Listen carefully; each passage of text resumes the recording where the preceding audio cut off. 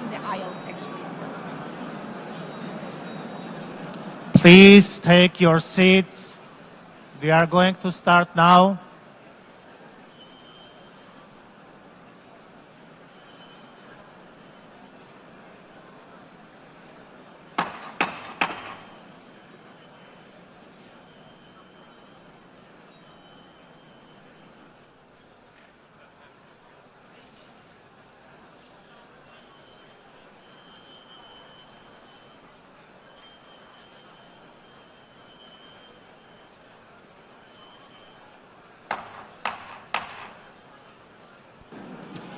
Good morning. Good morning, heads of states, excellencies, dear guests, people watching from home. The fourth plenary meeting of the General Assembly is called to order. After our intense Monday, today starts the general debate of the 80th session. Before proceeding to the general debate, the Assembly will hear an introduction by Secretary General of his annual report on the work of the organization. Under Agenda Item 110, in accordance with Resolution 51/241 of 31st July 1997. Please take your seat. I now give the floor to the Secretary General of the United Nations, His Excellency Antonio Guterres.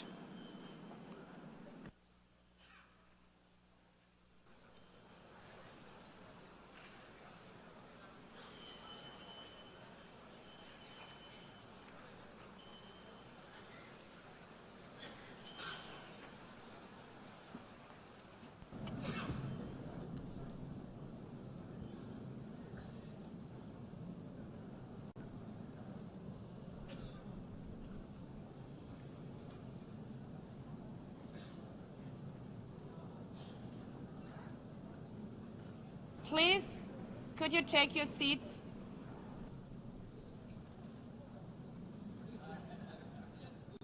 Let me begin with two words we have not been able to say often enough in this hall. Madam President.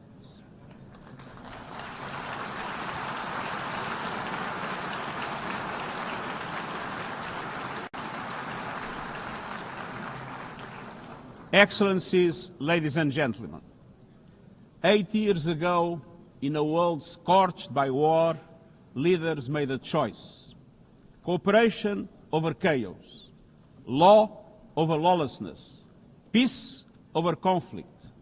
And that choice gave birth to the United Nations, not as a dream for perfection, but as a practical strategy for the survival of humanity.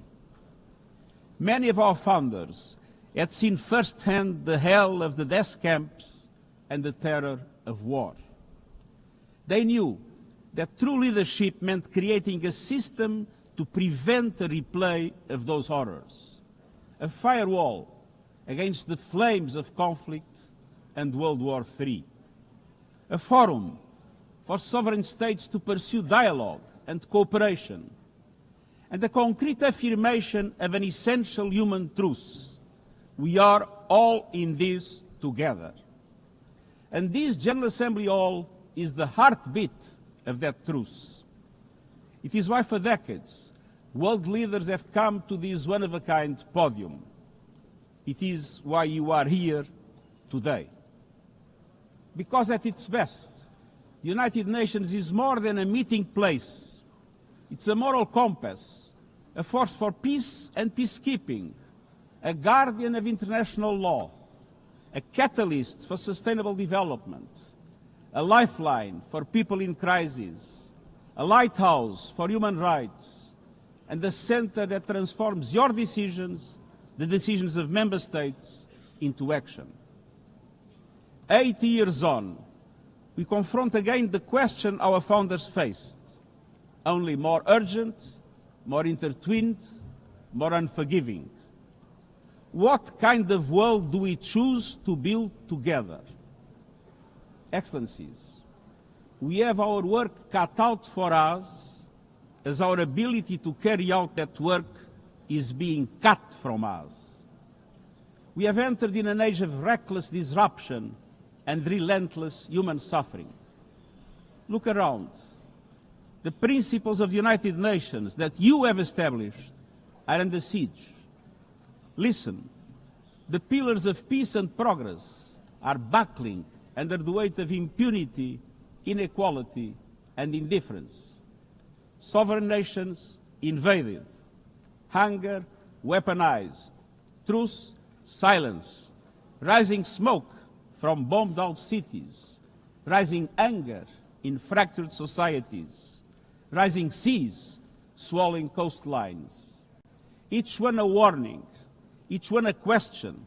What kind of world will we choose? A world of raw power or a world of laws? A world that is a scramble for self-interest or a world where nations come together?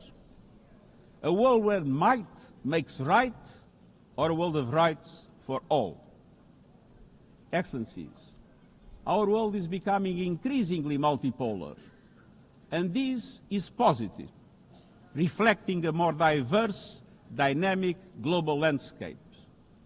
But multipolarity without effective multilateral institutions can court chaos, as Europe has learned the hard way, resulting in World War I. It was multipolar, but there was no multilateral institutions. So let's be clear. International cooperation is not naivete. It is hard-headed pragmatism. In a world where there's leap borders, isolation is an illusion. No country can stop a pandemic alone. No army can halt rising temperatures. No algorithm can rebuild trust once it is broken. These are global stress tests of our system, our solidarity, and our resolve. I'm convinced we can pass these tests, and we must. Because people everywhere are demanding something better, and we owe them a system worthy of their trust and a future worthy of their dreams. And so we must make the choice, an active choice, to reaffirm the imperative of international law, to reassert the centrality of multilateralism, to reinforce justice and human rights, and to recommit to the principles that gave rise to our organization, and to the promise contained in its first words, we the peoples. Excellencies, the choices we face are not part of an ideological debate. They are a matter of life and death for millions. As I scan the global landscape, we must make 5 critical choices. First, we must choose peace rooted in international law. Peace is our first obligation. Yet today, wars rage with a barbarity we vowed never to allow. Too often, the Charter is brandished when convenient and trampled when not. But the Charter is not optional. It is our foundation. And when the foundation cracks, everything built upon fractures.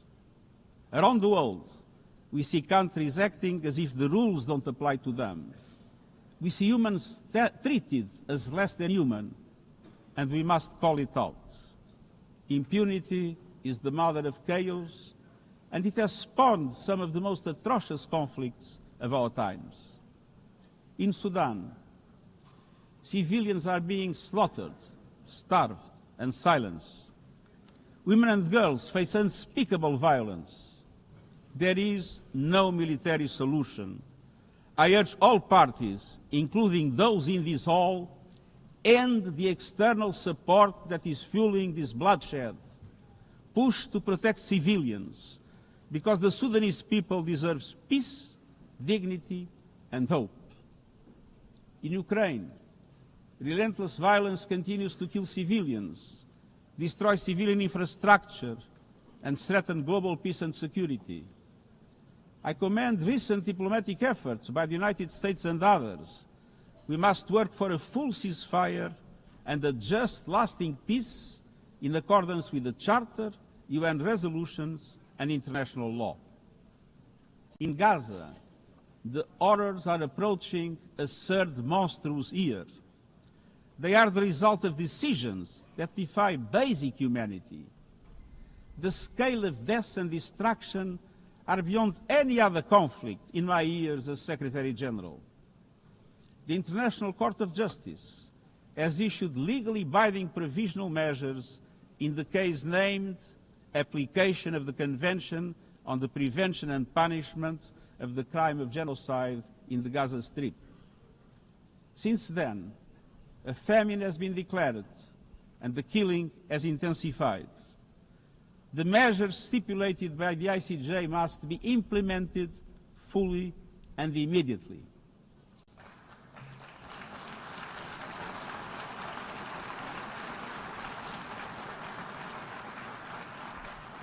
Nothing can justify the horrific Hamas terror attacks of October 7 and the taking of hostages, both of which I have repeatedly condemned.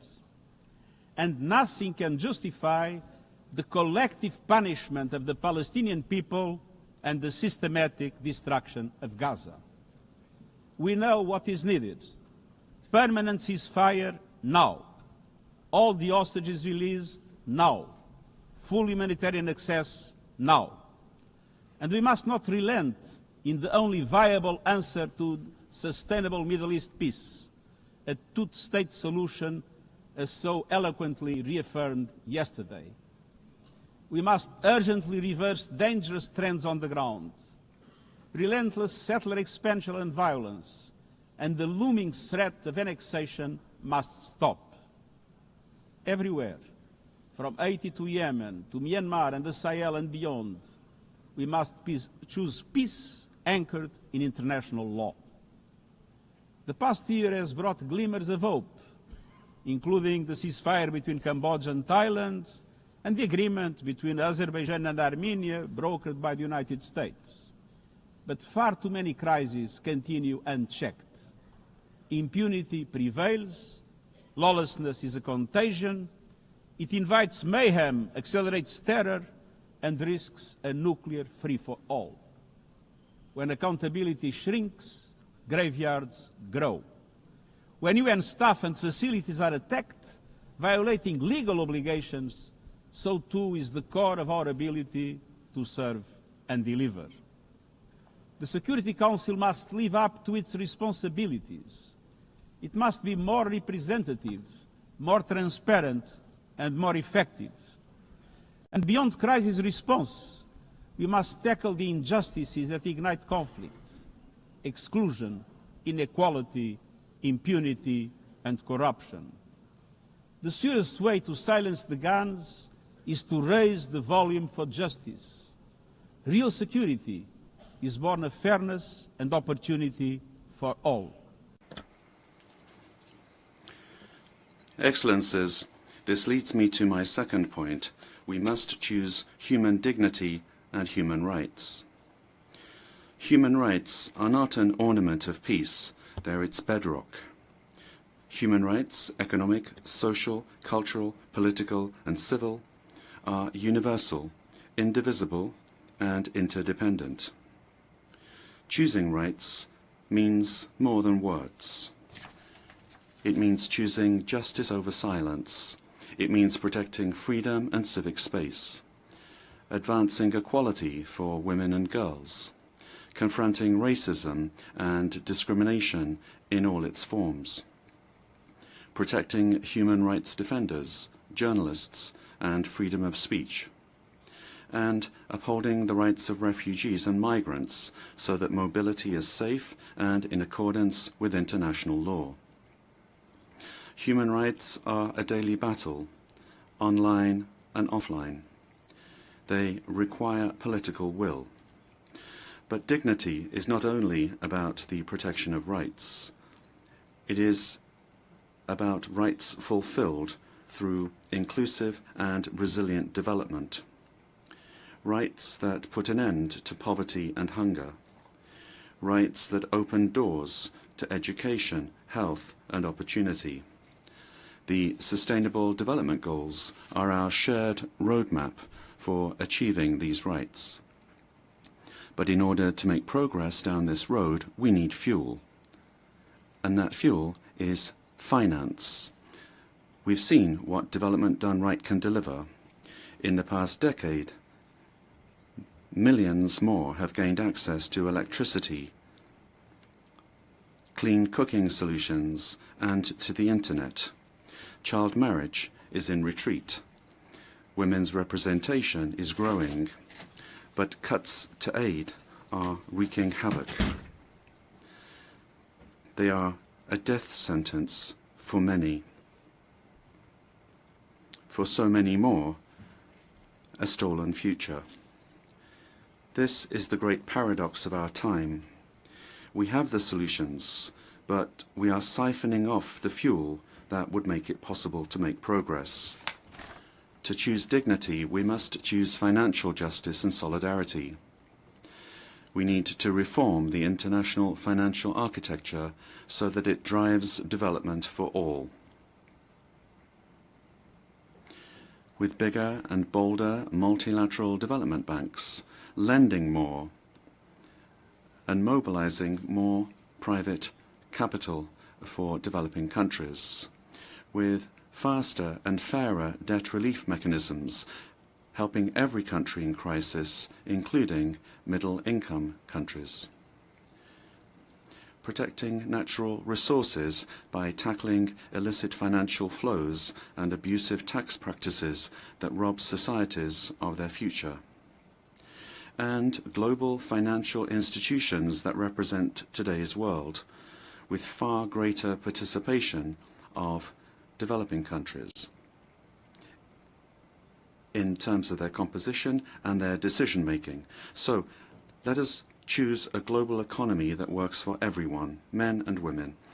Let us choose human rights and dignity.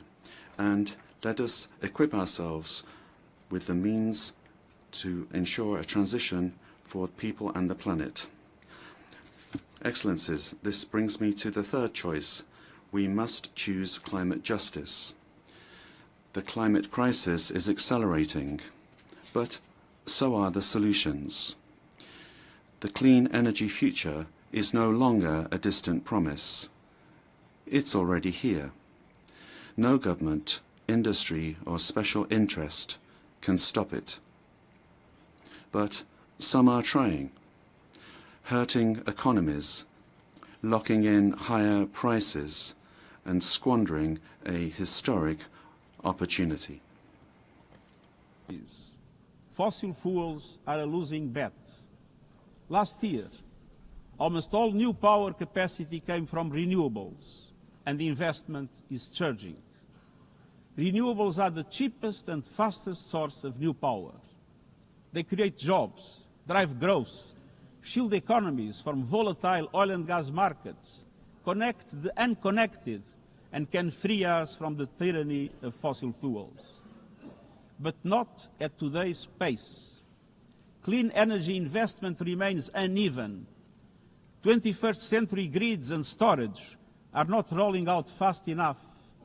And public subsidies, taking from taxpayer money, still flow to fossil fuels over clean energy by a factor of 9 to 1.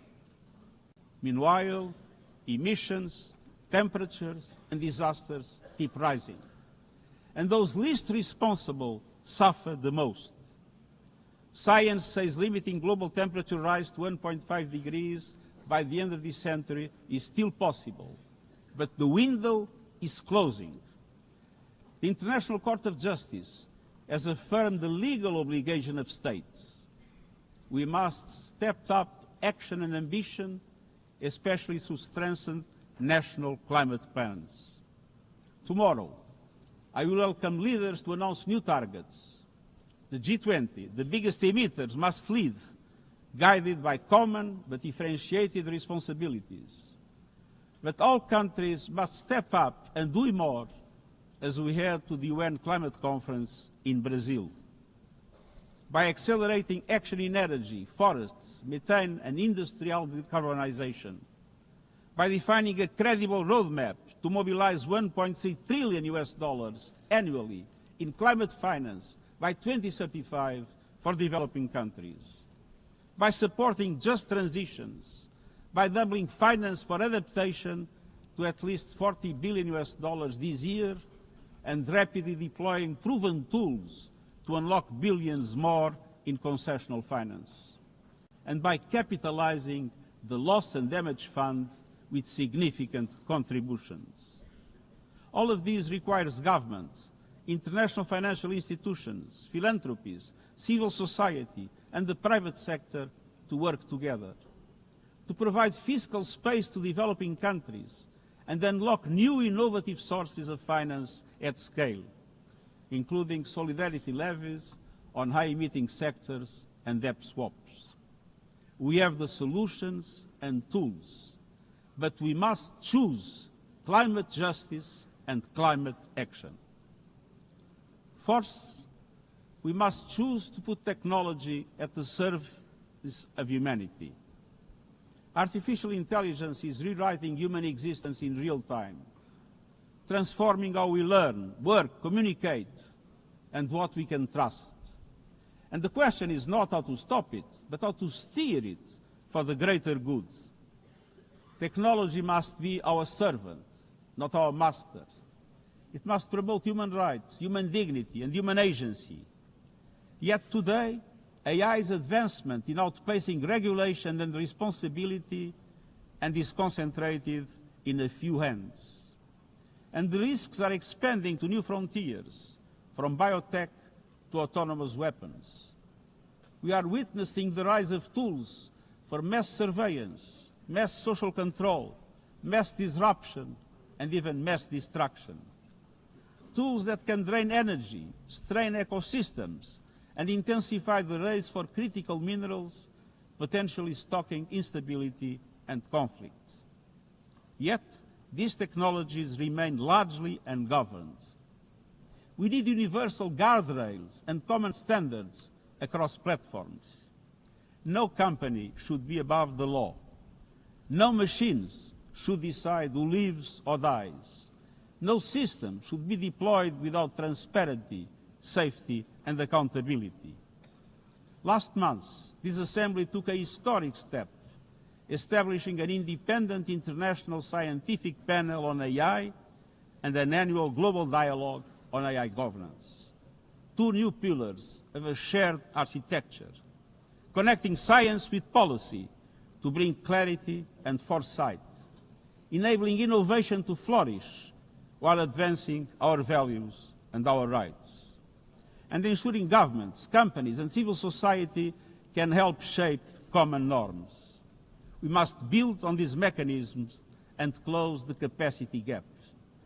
All countries must be able to design and develop AI, not just to consume it. I have proposed voluntary financing options to build AI computing power, data, and skills in developing nations. No country should be locked out of the digital future or locked into systems it cannot shape or trust. And governments must lead with vision, and companies must act with responsibility. And we, the international community, must ensure that technology lifts up humanity. So let us choose cooperation over fragmentation, ethics over expediency, and transparency over opacity. Technology will not wait for us, but we can still choose what it serves. So let us choose wisely. Fifth and finally, to meet all these goals, we must choose to strengthen the United Nations for the 21st century. The forces shaking our world are also testing the foundations of the United Nations system. We are being hit by rising geopolitical tensions and divisions, chronic uncertainty, and mounting financial strain. But those who depend on the United Nations must not be made to bear the cost, especially now, when for every dollar invested to support our core work to build peace, the world spends $750 on weapons of war. This is not only unsustainable, it is indefensible. In this moment of crisis, the United Nations has never been more essential. The world needs our unique legitimacy, our convening power, our vision to unite nations, to bridge divides and confront the challenges before us. The Pact for the Future has shown your determination to build a United Nations that is stronger, more inclusive, and more effective. That is the logic and the urgency of our UN80 initiative. We are moving swiftly and decisively. I put forward concrete proposals, a revised budget for 2026 that strengthens accountability, improves delivery, and cuts costs. Practical reforms to implement mandates more effectively and efficiently with greater impact. And ideas to spark a paradigm shift in the structure of the UN and how its parts work together. Most of these decisions rest with you, the Member States, and we will move forward in full respect of the established procedures. Together, let us choose to invest in a United Nations that adapts, innovates, and is empowered to deliver for people everywhere. Excellencies, my overriding message comes down to this. Now is the time to choose. It's not enough to know what the right choices are. I urge you to make them. I grew up in a world where choices were few. I was raised in the darkness of dictatorship, where fear silenced voices and hope was nearly crushed. Yet, even the bleakest hours, especially then, I discovered a truth that has never left me. Power does not reside in the hands of those who dominate or divide.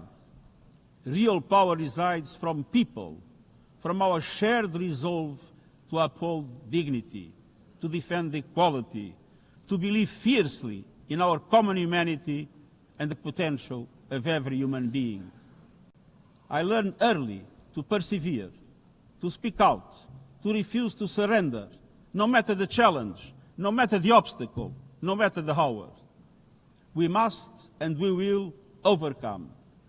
Because in a world of many choices, there is one choice we must never make, the choice to give up. We must never give up. That is my promise to you, for peace, for dignity, for justice, for humanity, for the world we know is possible when we work as one. I will never, ever give up. Thank you.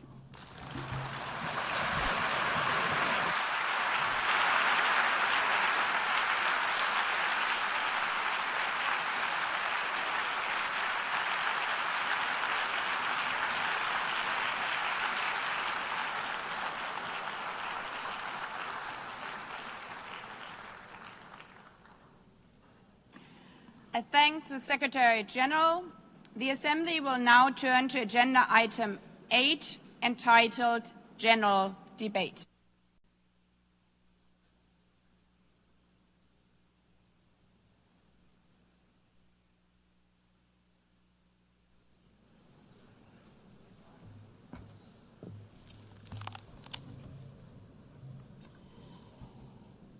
"80 years. Longer than the average human life. This anniversary of the United Nations should have been a moment of celebration. But this is not an ordinary year. Just look at the state of our world, as the Secretary General described. Thousands of orphans in Gaza are wandering around the rubble, eating sand, drinking contaminated water. 90-year-old women in Ukraine are hiding from drones, trapped in their homes instead of living their final years in peace.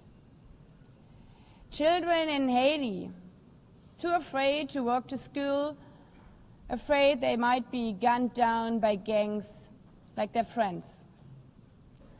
And for every conflict and tragedy that seizes the headlines, there are so many more that are forgotten, lost to the news cycle.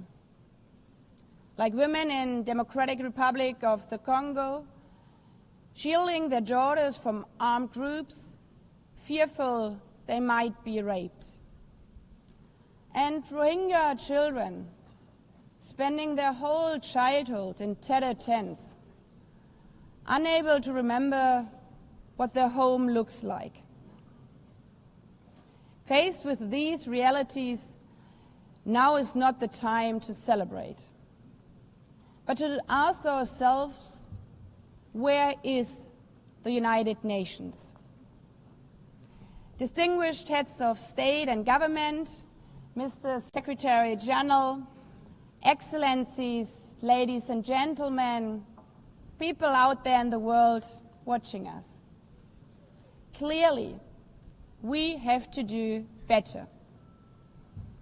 But what we should not let cynics allow to weaponize these failures, to argue that our institution is a waste of money, outdated, irrelevant.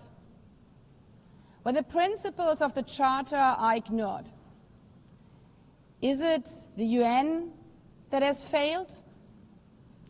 When tanks rolled into Ukraine, was it because Article 2 of the Charter is not clear enough about sovereignty and territorial integrity? When civilians, children, are killed in Gaza, is it humanitarian law at fault for failing to protect them? It's not the Charter which fails. It's not the UN as an institution which fails. The Charter, our Charter, is only as strong as member states' willingness to uphold it, and their willingness to hold to account those who violate it. Excellencies, yes, our world is in pain. Yes, we have failures. But imagine how much worse would it be without the United Nations? Would a single person be better off without it? Without UNICEF, 26 million children would not have received an education. Without the World Food Programme, nearly 125 million people would have lacked life-saving food assistance.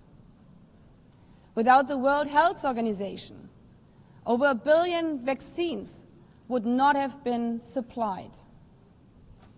Sometimes we could have done more, but we cannot let this dishearten us. If we stop doing the right thing, evil would prevail. This 80th session is not about big celebrations. It's about finding the resolve not to give up, the resolve to be better together, just as our predecessors did 8 decades ago.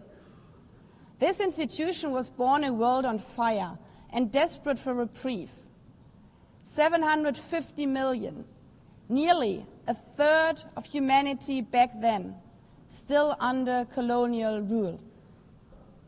2 world wars in a generation, 70 million dead. The horrors of the Holocaust revealed to our collective shame. This was a generation that knew almost nothing but suffering and despair. The signing of the Charter in 1945 gave hope to millions, gave us a North Star that guided our path from the ashes of war, helped guide nations from colonial rule into independent states, helped end apartheid. Across the decades, the United Nations has been a compass pointing toward peace, humanity, and justice. We have not always succeeded, but the story of this institution is not a story of easy victories. It's a story of falling and rising, of pulling ourselves and each other back up and trying harder. We gather here for the 80th time, not for empty celebration, not out of ritual, not to hear our own voices. We gather to prove that this institution matters, and that through this institution, every nation represented here, no matter how big or small, can summon again the strength and unity first shown in San Francisco 80 years ago. The courage and resolve of world leaders who, even while some called them back then naive, believed they could build a better world from the wreckage of the old. They showed then what true leadership is. It's not about imposing your will or putting others down. True leadership is about lifting others up, not out of altruism, but for our mutual benefit, and even out of our self-interest. Because as our founders and every architect of peace since then has understood, helping others is what makes ultimately our own countries stronger. Could any state have faced the global pandemic alone? The virus did not have any passport. We were only able to solve it at the end with the support of the World Health Organization. The climate crisis does not stop at borders. CO2 emissions anywhere affect people everywhere. Even the wealthiest cities in the world cannot shield themselves from wildfires. And imagine coming here by plane, how safe would you feel to step into the next airplane if there were no International Civil Aviation Organization anymore, which is responsible for setting safety regulations for 5 billion passengers each year? How comfortable would you be with your children using the internet while AI is uncontrolled and unchecked? As the lines between what is real and fake start to blur. In this globalized, digitalized world, we work together or we suffer alone. Excellencies, the theme of this milestone session and the high-level week is therefore better together. 80 years and more for peace, development, and human rights. Will living up to that be easy? No. But this hall was not built for easy times. It was built to come together to confront the hardest topics. This session is a session where the high-level week is about resolving differences. We showed some of it yesterday already. But even the house of dialogue and diplomacy needs a renovation. That is why the UN80 initiative and the wider reform process are not luxuries, but necessities. We are literally now at a crossroads, a make it or break it moment, politically, financially. Therefore, we have to deliver a United Nations that is agile, cost-effective, and fit for purpose. Member States have to give the Secretary General and this process their full support, because reform cannot stop in New York. It must carry through to every capital. That includes delivering the Pact for the Future and accelerating progress on the Sustainable Development Goals. Again, this is not about charity. It's about addressing the core purposes of this institution, about strengthening our foundations across all 3 pillars: peace and security, human rights, and sustainable development. They are inseparable. Leaving hundreds of millions trapped in extreme poverty, vulnerable to crisis, and denied their human rights is not only a moral failure, it's a recipe for global unrest, terrorism, and a tragic waste of humanity's greatest resource, its people. Put it simply, without the SDGs, there cannot be lasting peace. Excellencies, our future as an institution will also be shaped by the selection of the next Secretary General. And here we must pause and reflect. In nearly 80 years, this organization has never chosen a woman for that role. One might wonder how out of 4 billion potential candidates, there could not be found a single one. Of course,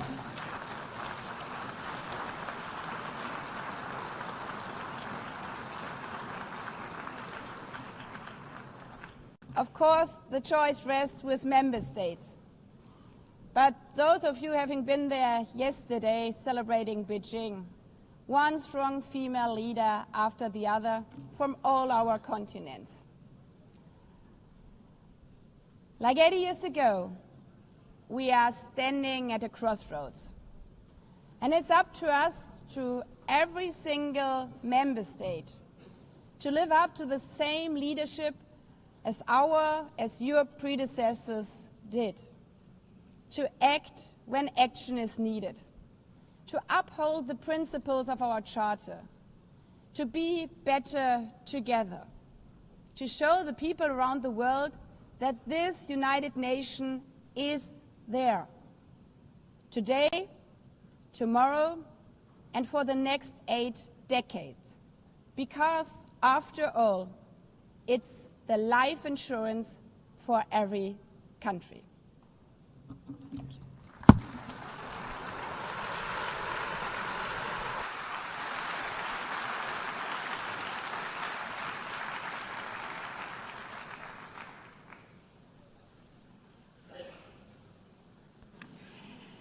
Before giving the floor to the first speaker for this morning, I would like to remind member states that the list of speakers for the general debate has been established on the agreed basis that statements should be no longer than 15 minutes to enable all the speakers to be heard at a given meeting.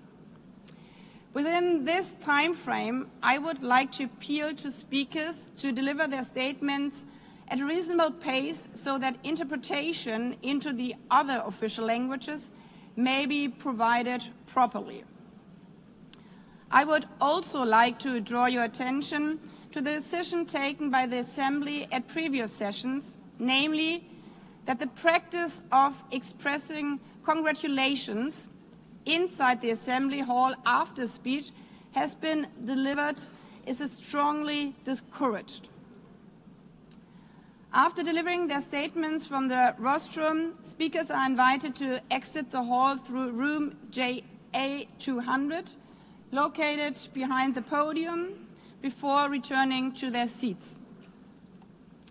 May I take it that the Assembly agrees to proceed in this manner? It's so decided. Finally, I should like to draw the attention of member states that during the general debate, official photographers are in the room and will take official photographs of all speakers by the Department of Global Communications. Members interested in obtaining these photographs are requested to contact the Photo Library of the United Nations. By this, the Assembly will hear an address by His Excellency Luiz Inácio Lula da Silva, President of the Federative Republic of Brazil. I request the protocol to escort His Excellency and invite him to address the Assembly.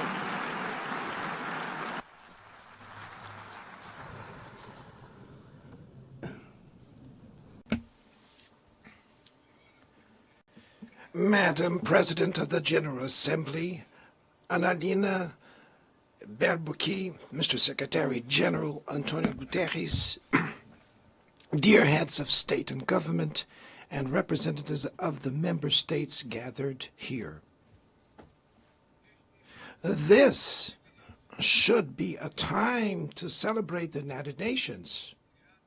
Created at the end of the war, the UN symbolizes the highest expression of the aspiration for peace and prosperity.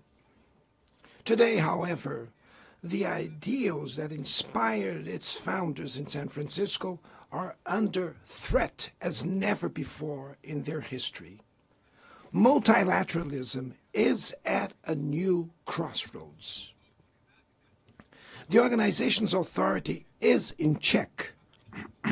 We are witnessing the consolidation of an international order marked by repeated concessions to power play.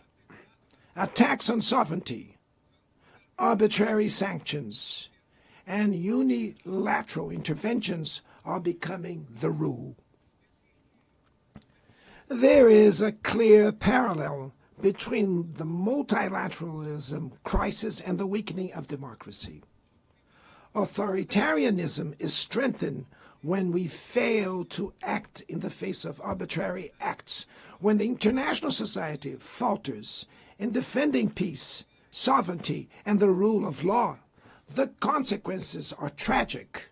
Throughout the world, anti-democratic forces are trying to subjugate institutions and stifle freedoms. They worship violence, praise ignorance, act as physical and digital militias, and restrict the press.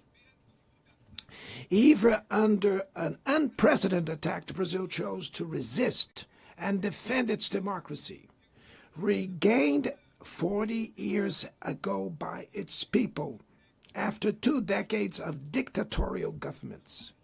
There is no justification for unilateral and arbitrary measures against our institutions and our economy.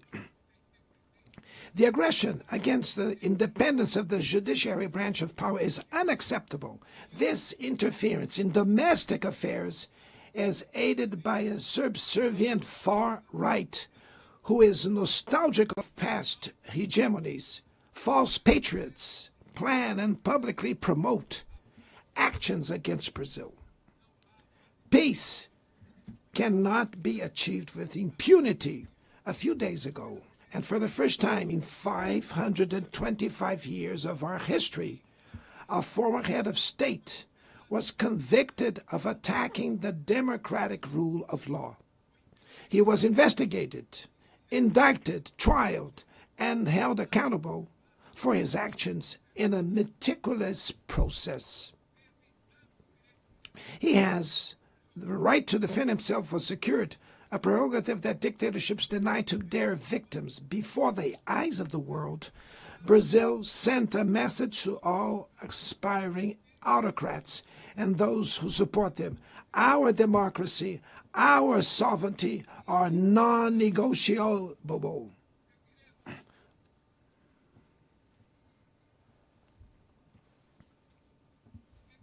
We will continue as an independent nation and as a people free from any type of guardianship.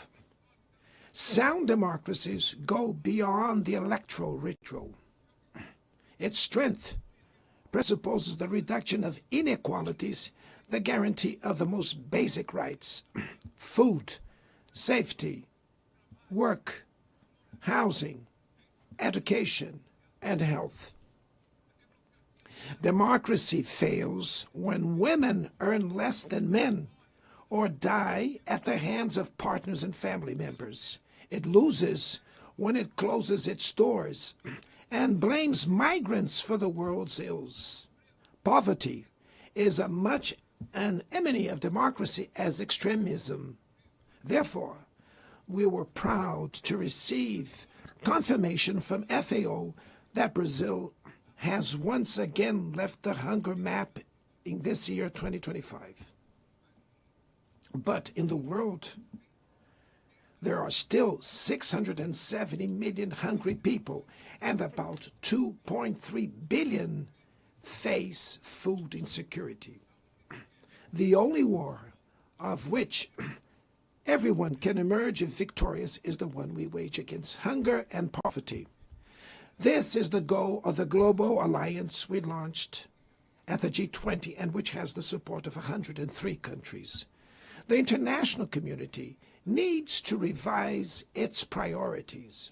reduce arms spending, and increase development aid. Relieve the service of the foreign debt of the poorest countries, above all African nations, and set minimum global tax standards so that the super rich pay more taxes than workers. Democracy is also measured by the ability to protect families and the childhood. Digital platforms offer possibilities for us to come together in ways we never imagined. But they have been used for sowing intolerance, misogyny, xenophobia, and misinformation. The internet cannot be a land of lawlessness. It's up to governments to protect the most vulnerable. Regulating does not mean restraining freedom of expression. It's about ensuring that what is already illegal in the real world is treated the way in the virtual environment. Attacks on regulation serve to cover up hidden interests and provide shelter for crimes such as fraud, human trafficking, pedophilia, and attacks against democracy. The Brazilian parliament was right to rush to address this issue. Last week, I proudly enacted one of the world's most advanced laws for the protection of children and adolescents in the digital environment. Also, we sent draft bills to the National Congress to foster competition in digital markets and to encourage the installation of sustainable data centers.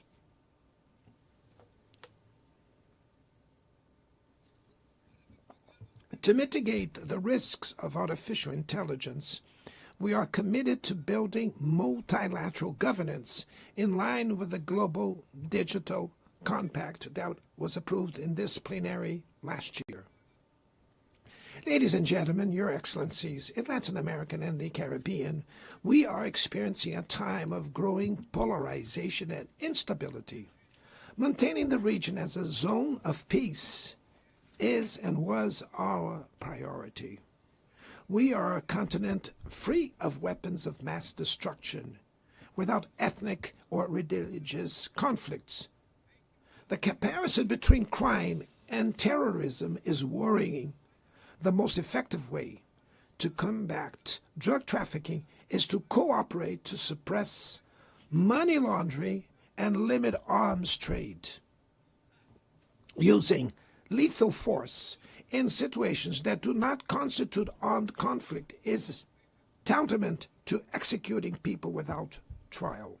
Other parts of the planet have already witnessed interventions that cause greater damage than intended, with serious humanitarian consequences. The path to dialogue must not be closed in Venezuela. Haiti has the right to a violence-free future, and it is unacceptable that Cuba be listed as a country that sponsors terrorism. In the conflict in Ukraine,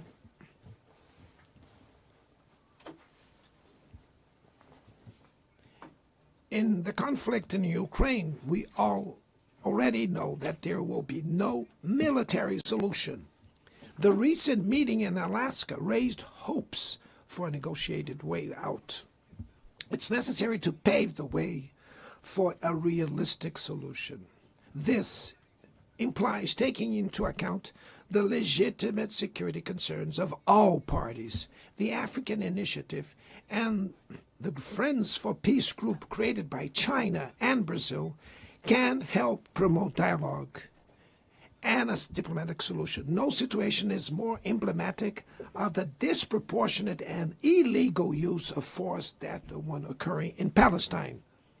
The terrorist attacks perpetrated by Hamas are indefensible from any angle, but nothing, absolutely nothing, justifies the ongoing genocide in Gaza.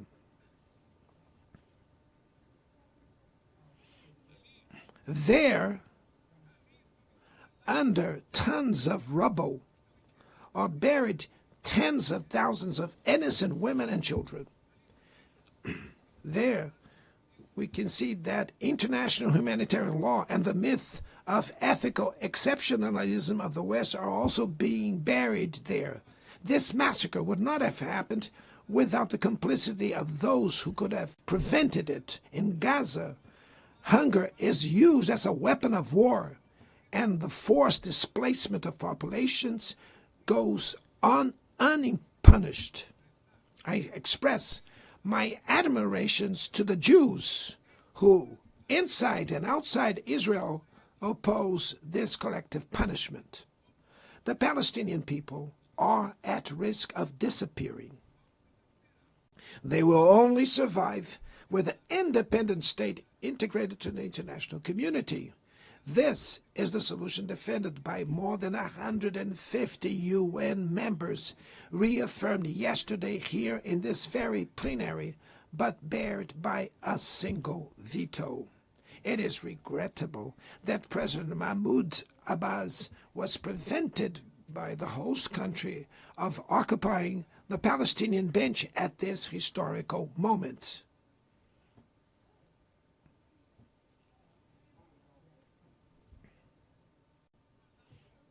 The spread of this conflict to Lebanon, Syria, Iran, Qatar is fueling an unprecedented arms build-up.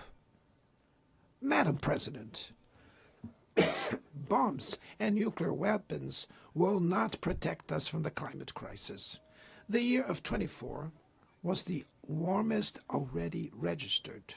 COP30 in the city of Belém, Brazil, will the cope of truth. It will be the time for world leaders to prove the seriousness of their commitment to the planet. Without a complete picture of the NDC's nationally determined contributions, we were walking blindfolded towards the abyss.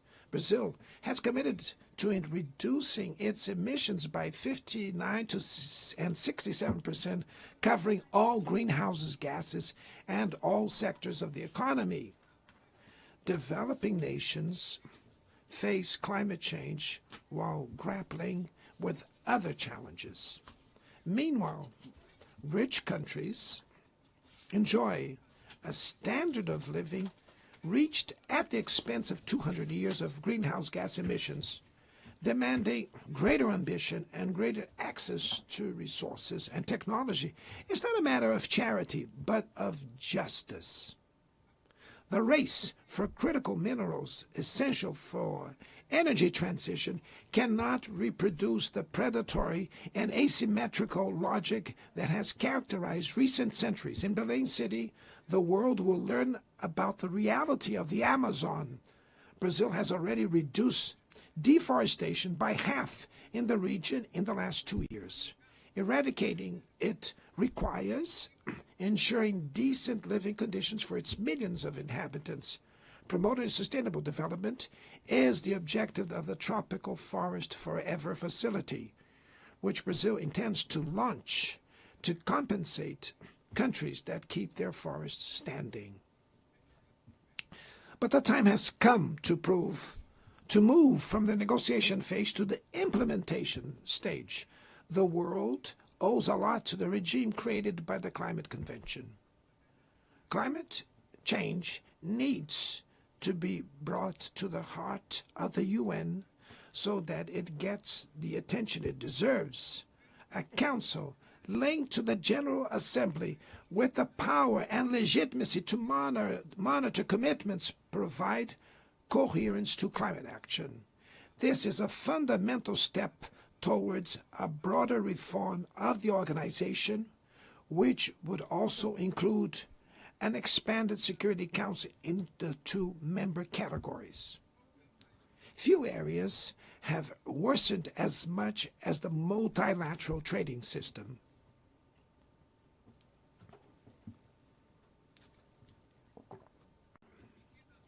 Unilateral measures have rendered fundamental principles, such as the most favored nations clauses, meaningless.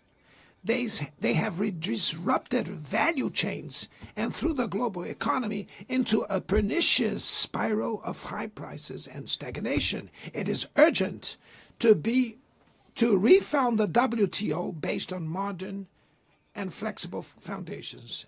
Your Excellencies, ladies and gentlemen, this year, the world lost two exceptional public figures. Former Uruguayan President Pepe Mujica and our dear Pope Francis, both embodied the best humanist values like no other. Their lives were intertwined with the 8 decades of the UN's existence. If they were still among us, they would use this platform to remember that authoritarianism, environmental degradation, and inequality are not relentless, that the only ones defeated are those who stand idly by, resigned, and that we can defeat the false prophets and oligarchs who exploit fear and monetize hate, and that tomorrow is made of daily choices, and it takes courage to act to transform it. In the future that Brazil envisions, there is no room for the reenactment of ideological rivalries or spheres of influence. Confrontation is not inevitable. We need leaders with clear visions who understand that the international order is not a zero-sum game. The 21st century will be increasingly multipolar. For it to remain peaceful, it cannot fall to multilateral. Brazil is giving increasing importance to the European Union, the African Union, ASEAN, CELAC, BRICS, and the G20. The voice of the Global South must be heard. The UN has today almost 4 times more members than the 51 who were at its foundation. Our historic mission is to make it once again a barrier of hope and a promoter of equality, peace, sustainable development, diversity, and tolerance. May God bless us all. And thank you very much.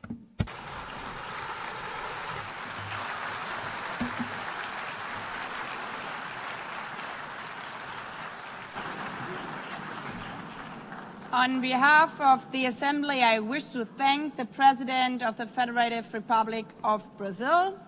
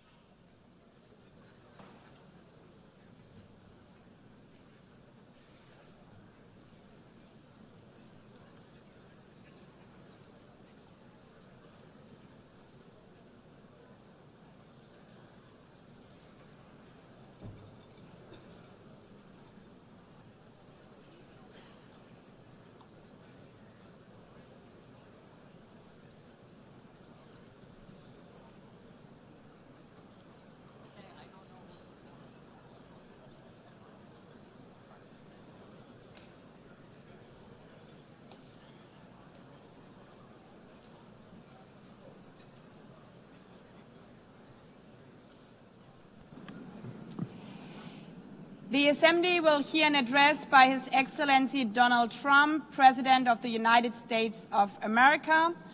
I request protocol to escort His Excellency and invite him to address the Assembly.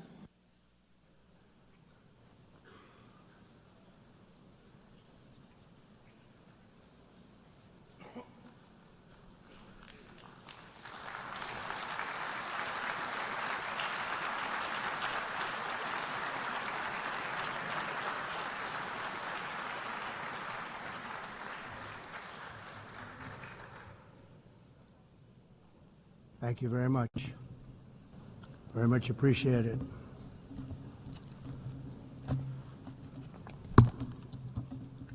And I don't mind making the speech without a teleprompter because the teleprompter is not working. I feel very happy to be up here with you nevertheless, and that way you speak more from the heart. I can only say that whoever's operating this teleprompter is in big trouble.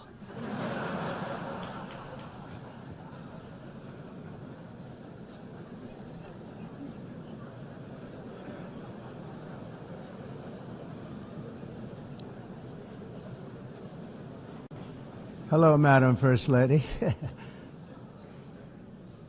Thank you very much for being here. And Madam President, Mr. Secretary General, First Lady of the United States, distinguished delegates, ambassadors, and world leaders. 6 years have passed since I last stood in this grand hall and addressed a world that was prosperous and at peace in my first term. Since that day, the guns of war have shattered the peace I forged on 2 continents. An era of calm and stability gave way to one of the great crises of our time. And here in the United States, 4 years of weakness, lawlessness, and radicalism under the last administration delivered our nation into a repeated set of disasters.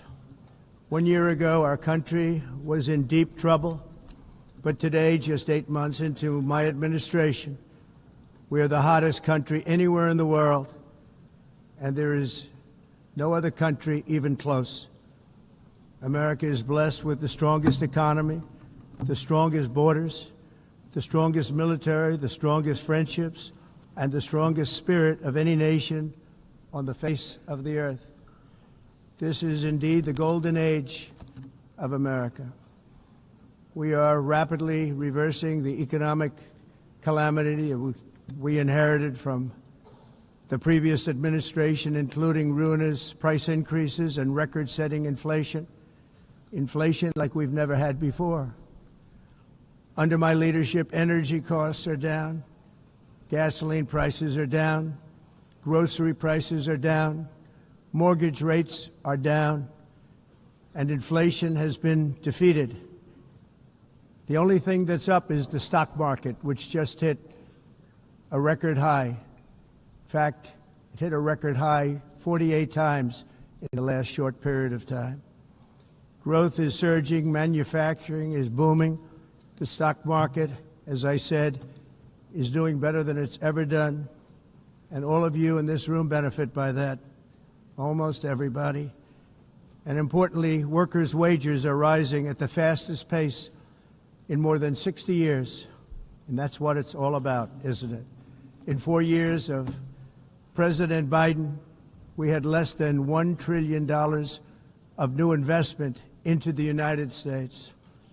In just 8 months since I took office, we have secured commitments and money already paid for $17 trillion.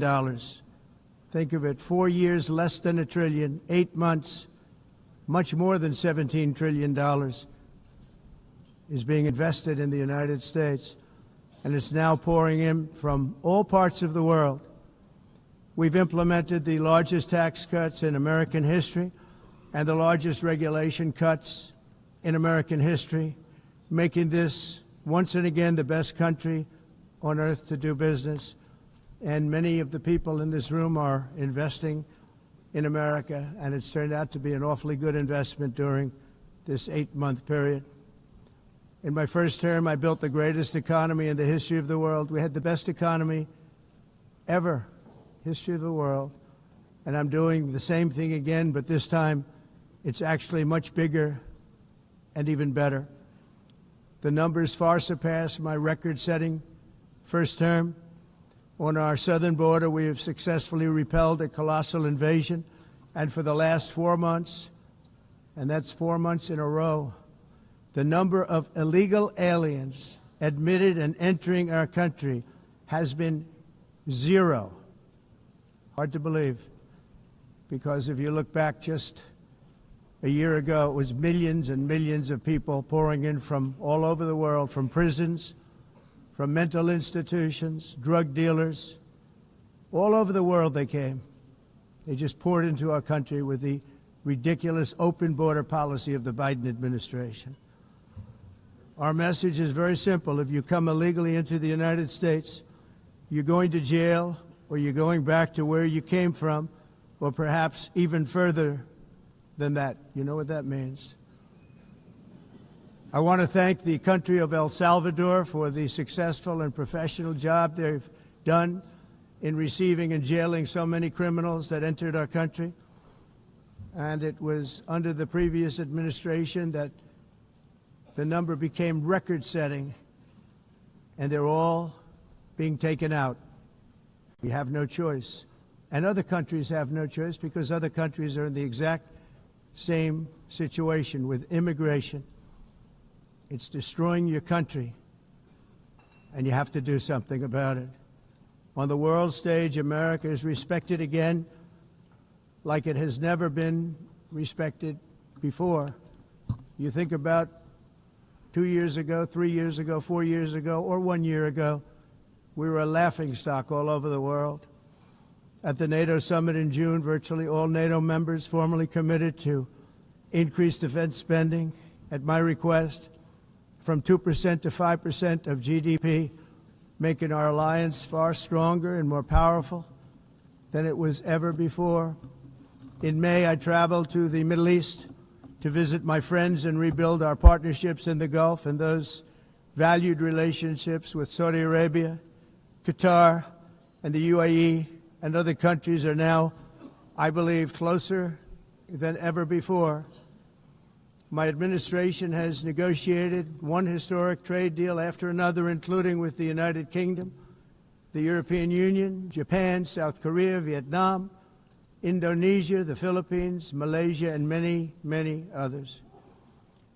Likewise, in a period of just 7 months, I have ended 7 unendable wars. They said they were unendable.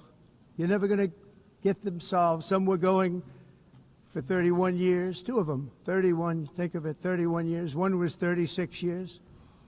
One was 28 years. I ended 7 wars. And in all cases, they were raging with countless thousands of people being killed. This includes Cambodia and Thailand, Kosovo and Serbia, the Congo and Rwanda, a vicious, violent war that was, Pakistan and India, Israel and Iran, Egypt and Ethiopia, and Armenia and Azerbaijan. It included all of them. No president or prime minister, and for that matter, no other country has ever done anything close to that. And I did it in just 7 months. It's never happened before. There's never been anything like that. I'm very honored to have done it. It's too bad that I had to do these things instead of the United Nations doing them. And sadly, in all cases, the United Nations did not even try to help in any of them. I ended 7 wars, dealt with the leaders of each and every one of these countries, and never even received a phone call from the United Nations offering to help in finalizing the deal. All I got from the United Nations was an escalator that on the way up stopped right in the middle.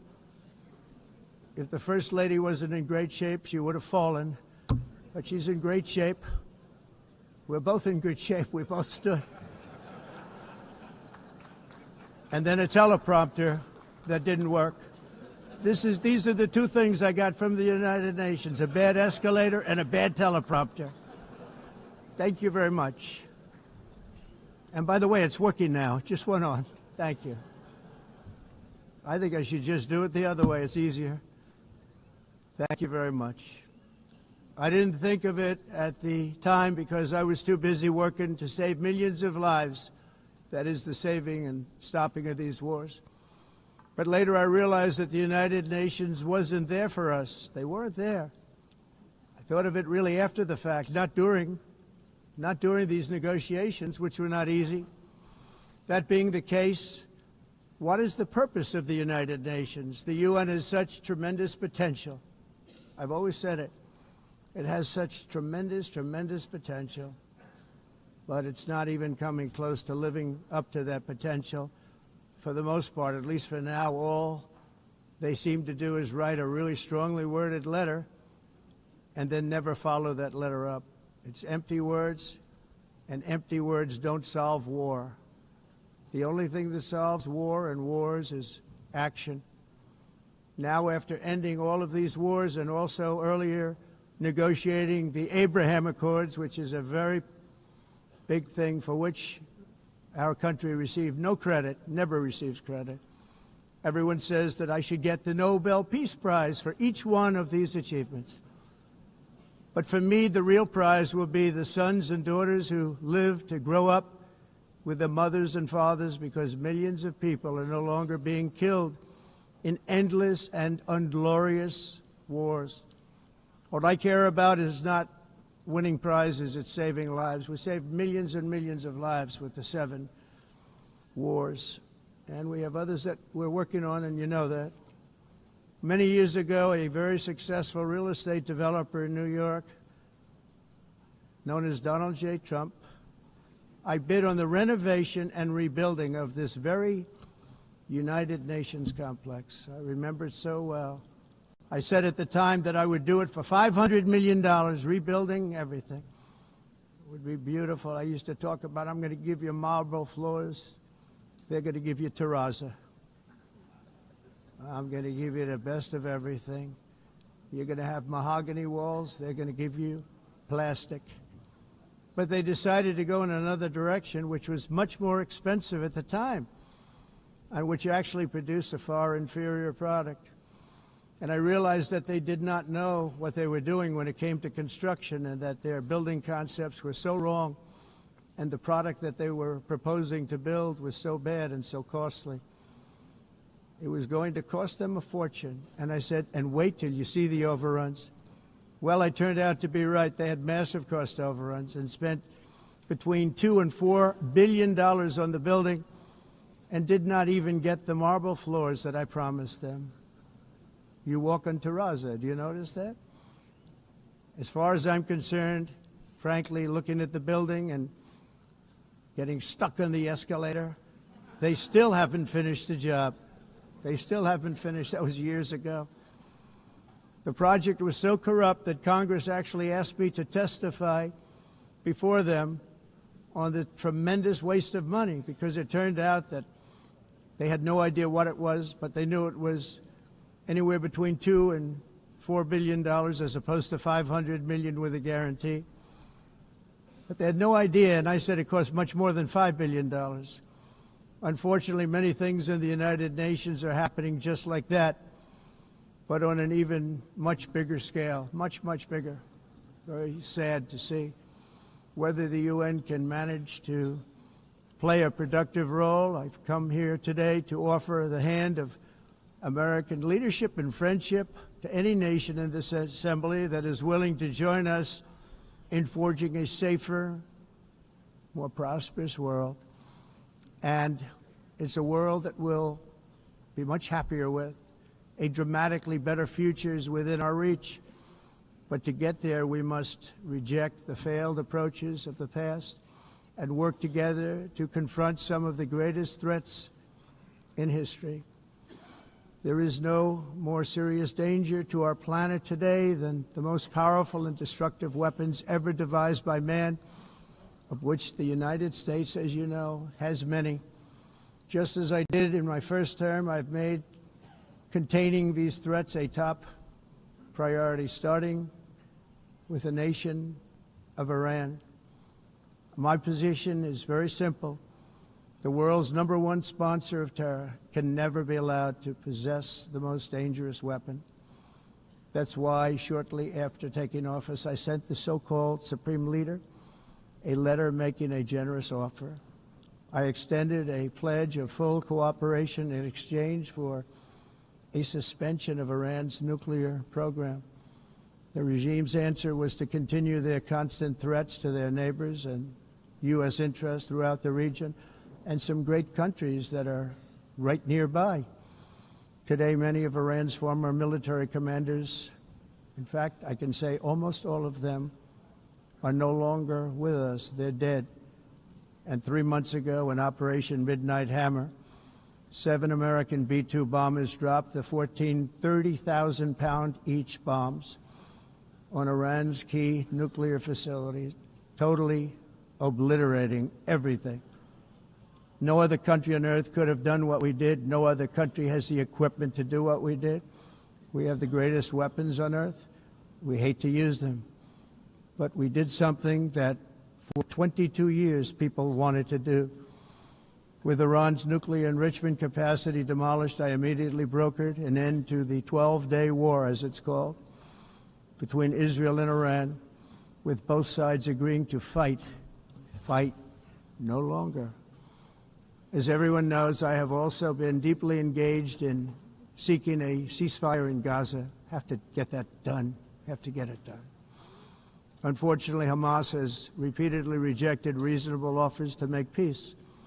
We can't forget October 7th, can we? Now, as if to encourage continued conflict, some of this body is seeking to unilaterally recognize a Palestinian state. The rewards would be too great for Hamas terrorists for their atrocities. This would be a reward for these horrible atrocities, including October 7th, even while they refuse to release the hostages or accept a ceasefire. Instead of giving to Hamas and giving so much, because they've taken so much, they have taken so much. This could have been solved so long ago. But instead of giving in to Hamas's ransom demands, those who want peace should be united with one message: release the hostages now. Just release the hostages now. Thank you.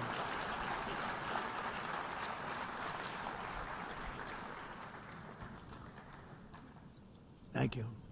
As we have got to come together, and we will come together, got to get it done. We have to stop the war in Gaza immediately. We have to stop it. We have to get it done. We have to negotiate, immediately have to negotiate peace. We got to get the hostages back. We want all 20 back. We don't want 2 and 4. As you know, I got, along with Steve Witkoff and others that helped us, Marco Rubio, we got most of them back. We were involved in all of them. But I always said the last 20 are going to be the hardest, and that's exactly what happened. We have to get them back now. We don't want to get back 2, and then another 2, and then 1, and then 3. Have this process. No, we want them all back, and we want the actually 38 dead bodies back too. Those parents came to me, and they want them back, and they want them back very quickly and very badly, as though they were alive. They want them. They want them every bit as much as if their son or daughter were alive. I've also been working relentlessly, stopping the killing in Ukraine.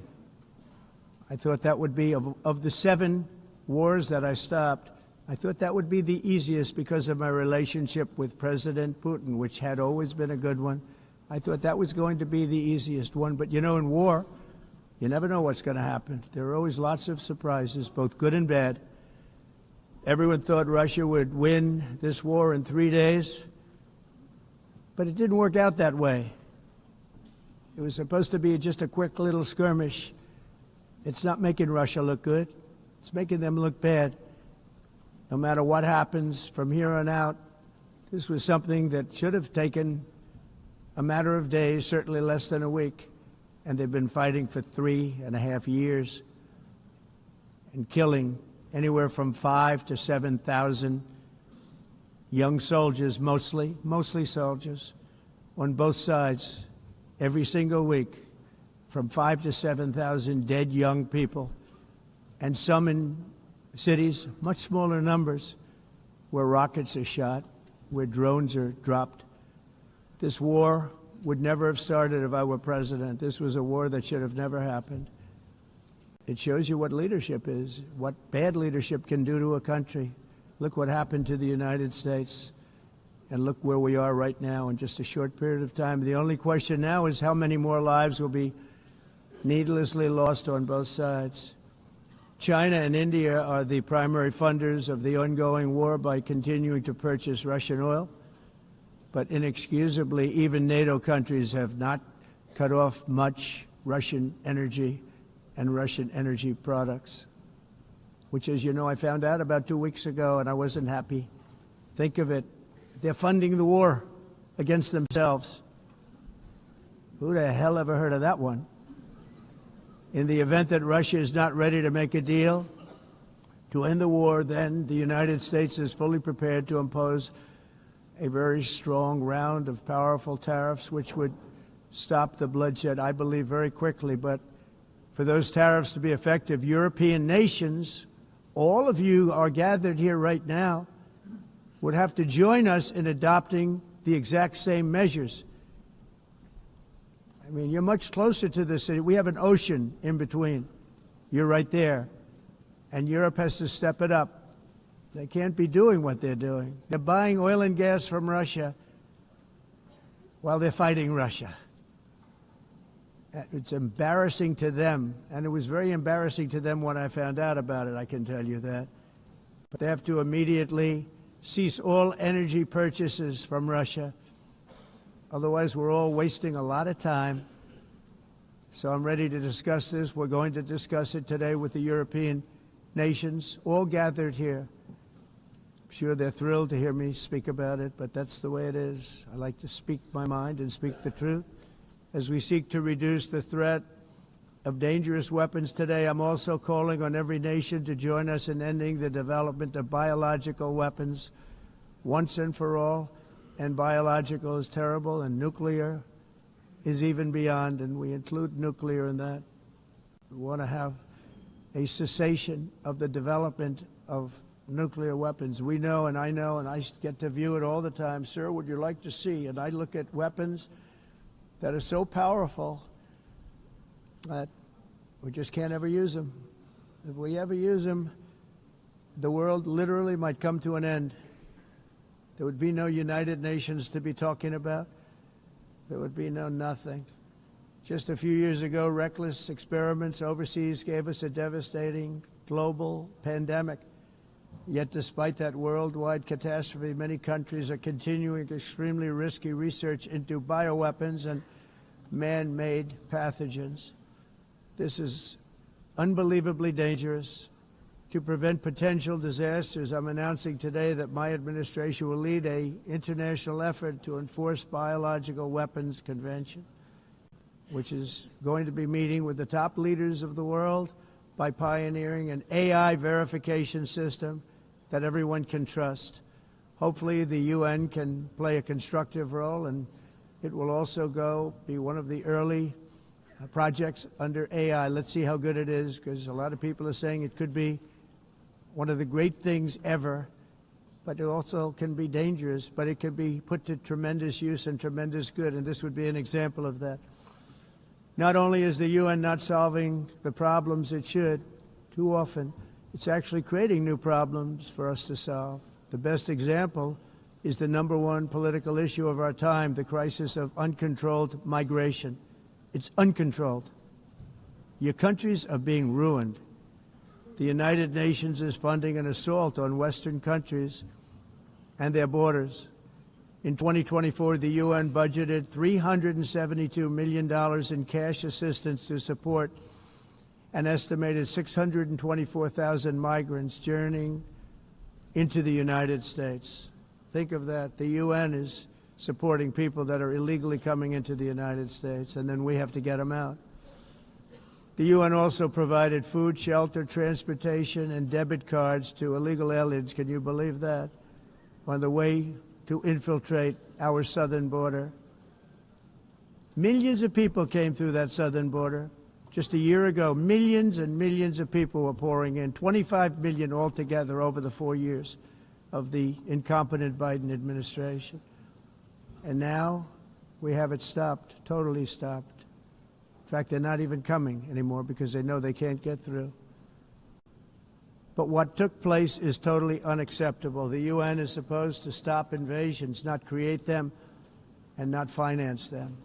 In the United States, we reject the idea that mass numbers of people from foreign lands can be permitted to travel halfway around the world, trample our borders, violate our sovereignty, cause unmitigated crime, and deplete our social safety net. We have reasserted that America belongs to the American people, and I encourage all countries to take their own stand in defense of their citizens as well. You have to do that because I see it. I'm not mentioning names. I see it, and I can call every single one of them out. You're destroying your countries. They're being destroyed. Europe is in serious trouble. They've been invaded by a force of illegal aliens like nobody's ever seen before. Illegal aliens are pouring into Europe. Nobody is ever, and nobody's doing anything to change it, to get them out. It's not sustainable. And because they choose to be politically correct, they're doing just absolutely nothing about it. And I have to say, I look at London, where you have a terrible mayor, terrible, terrible mayor, and it's been so changed, so changed. Now they want to go to Sharia law, but you're in a different country. You can't do that. Both the immigration and their suicidal energy ideas will be the death of Western Europe if something is not done immediately. This cannot be sustained. What makes the world so beautiful is that each country is unique. But to stay this way, every sovereign nation must have the right to control their own borders. You have the right to control your borders, as we do now, and to limit the sheer numbers of migrants entering their countries and paid for by the people of that nation that were there and that built that particular nation at the time. They put their blood, sweat, tears, money into that country, and now they're being ruined. Proud nations must be allowed to protect their communities and prevent their societies from being overwhelmed by people they have never seen before, with different customs, religions, with different everything. Where migrants have violated laws, lodged false asylum claims, or claimed refugee status for illegitimate reasons, they should, in many cases, be immediately sent home. And while we will always have a big heart for places and people that are struggling and truly compassionate, answers will be given. We have to solve the problem, and we have to solve it in their countries, not create new problems in our countries. And we are very helpful to a lot of countries that are just not able to send their people anymore. They used to send them to us in caravans of 25,000, 30,000 people each. These massive caravans of people pouring into our country, totally unchecked and unvetted. But not anymore.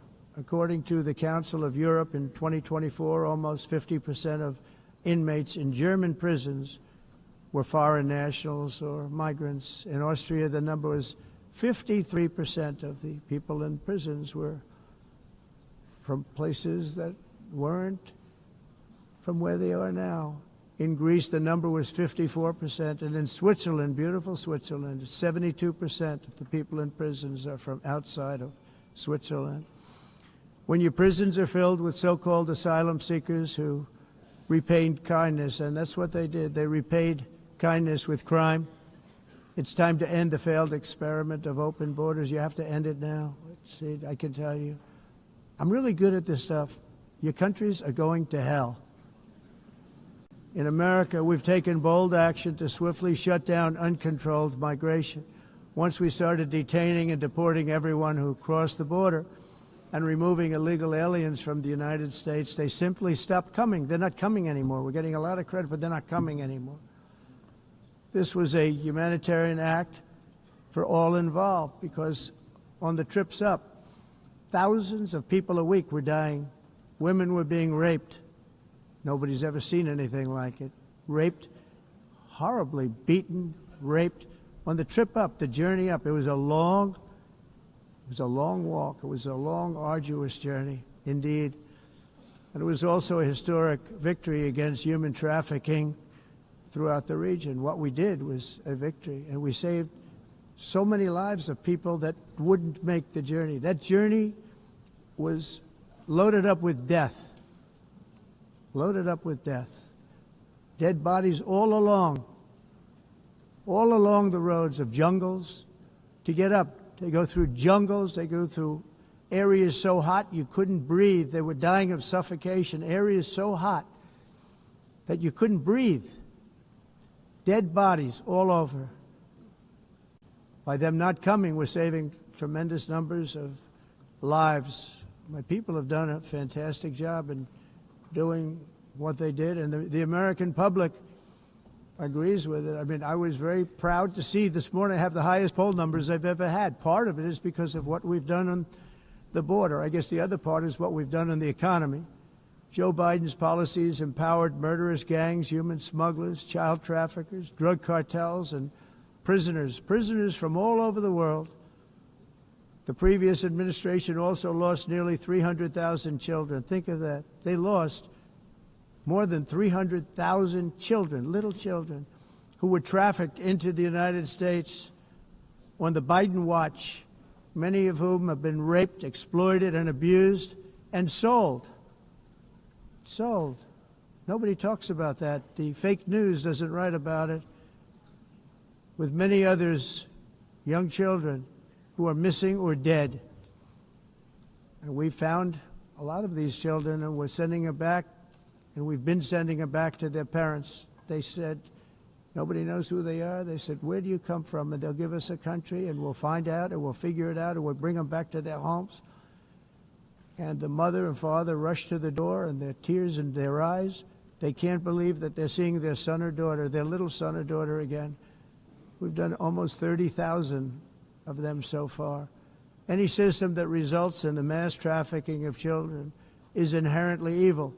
Yet that is exactly what the globalist migration agenda has done, and it's what it's all about. In America, those days, as you know, are over. The Trump administration is working, and we are continuing to work to track down the villains that are causing this problem, and also, as I said, to get back the 30,000 we've already returned. Now I think we're going to have another. We're going to find a lot. You're not going to find all of them. 300, more than 300,000. They're lost or they're dead. They're lost or they're dead because of the animals that did this. To protect our citizens, I've also designated multiple savage drug cartels as far as and you see this, and you see it happening right before your eyes. Let's put it this way. People don't like taking big loads of drugs in boats anymore. There aren't too many boats that are traveling on the seas by Venezuela. They tend not to want to travel very quickly anymore. And we've virtually stopped drugs coming into our country by sea. We call them the water drugs. They kill hundreds of thousands of people. I've also designated multiple savage drug cartels as far as foreign terrorist organizations, along with two bloodthirsty transnational gangs, probably the worst gangs anywhere in the world, MS-13 and Tren de Aragua. Tren de Aragua is from Venezuela, by the way. Such organizations torture, maim, mutilate, and murder with impunity. They're the enemies of all humanity. And for this reason, we've recently begun using the supreme power of the United States military to destroy Venezuelan terrorists and trafficking networks led by Nicolas Maduro.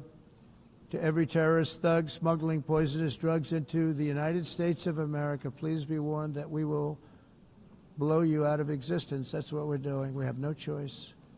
Can't let it happen. They're destroying. I believe we lost 300,000 people last year to drugs, 300,000. Fentanyl and other drugs. Each boat that we sink carries drugs that would kill more than 25,000 Americans. We will not let that happen. Energy is another area where the United States is now thriving like never before. We're getting rid of the falsely named renewables. By the way, they're a joke. They don't work. They're too expensive. They're not strong enough to fire up the plants that you need to make your country great. The wind doesn't blow. Those big windmills are so pathetic and so bad, so expensive to operate. And they have to be rebuilt all the time, and they start to rust and rot.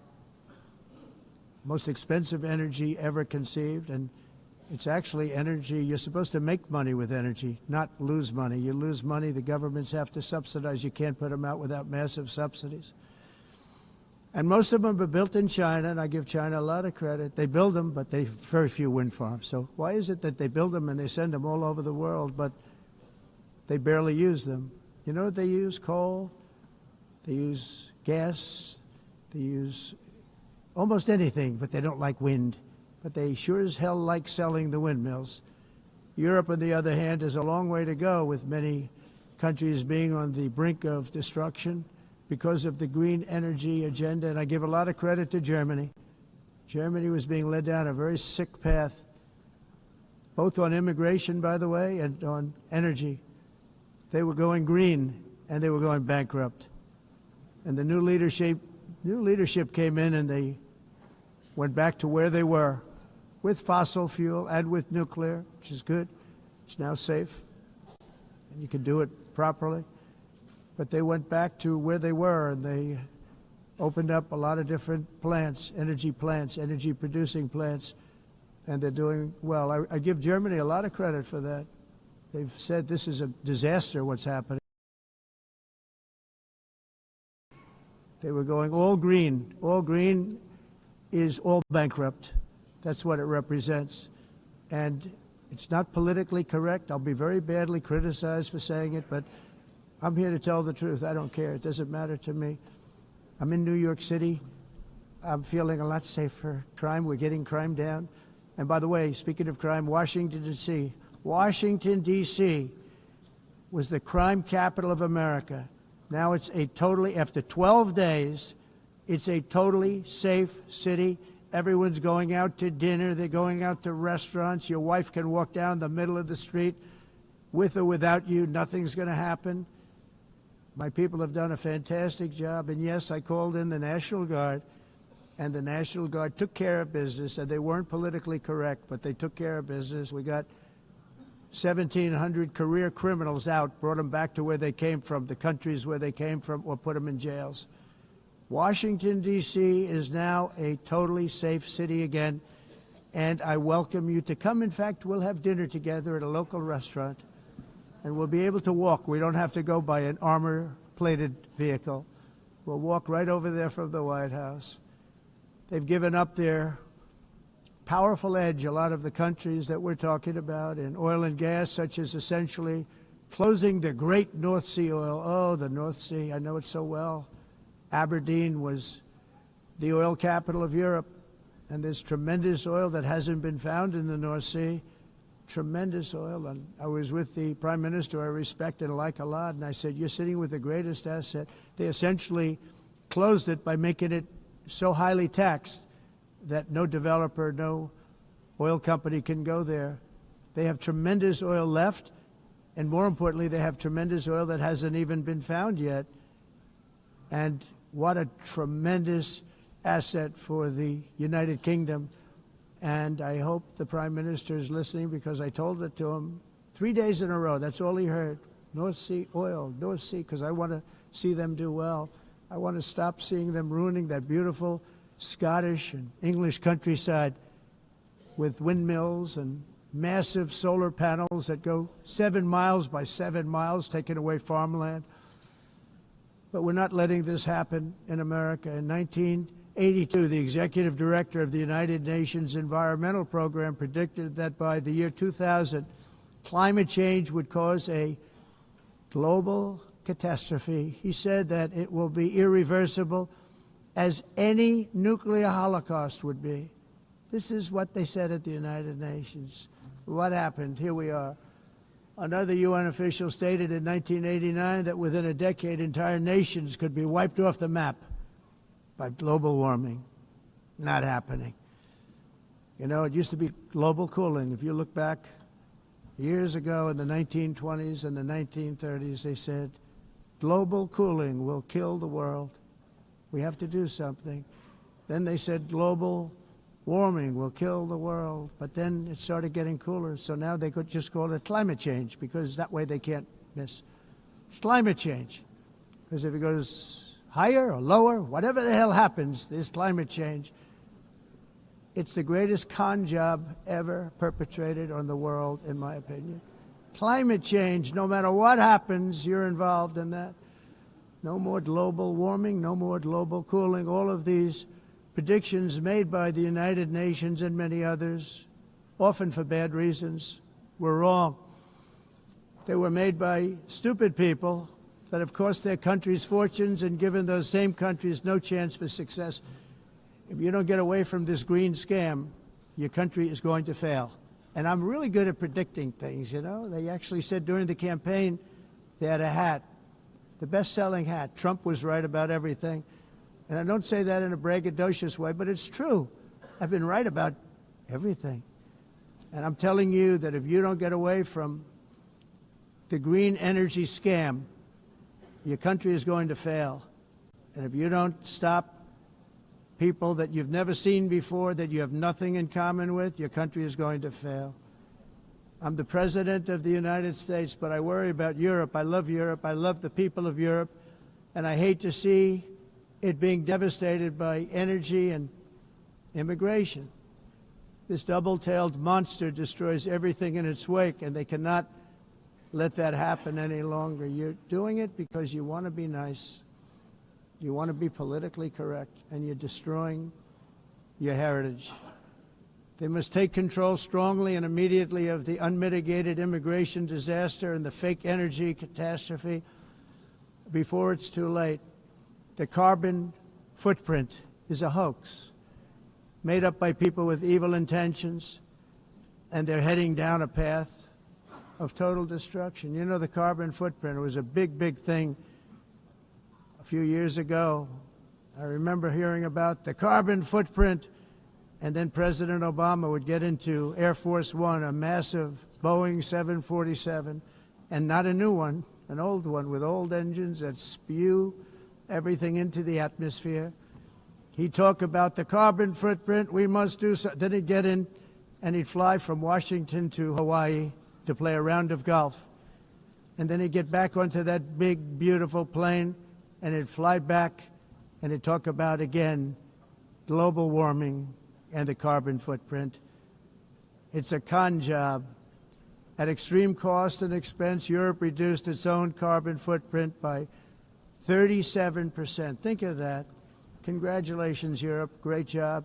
You cost yourself a lot of jobs, a lot of factories closed, but you reduced the carbon footprint by 37%. However, for all of that sacrifice and much more, it's been totally wiped out and then some by a global increase of 54%.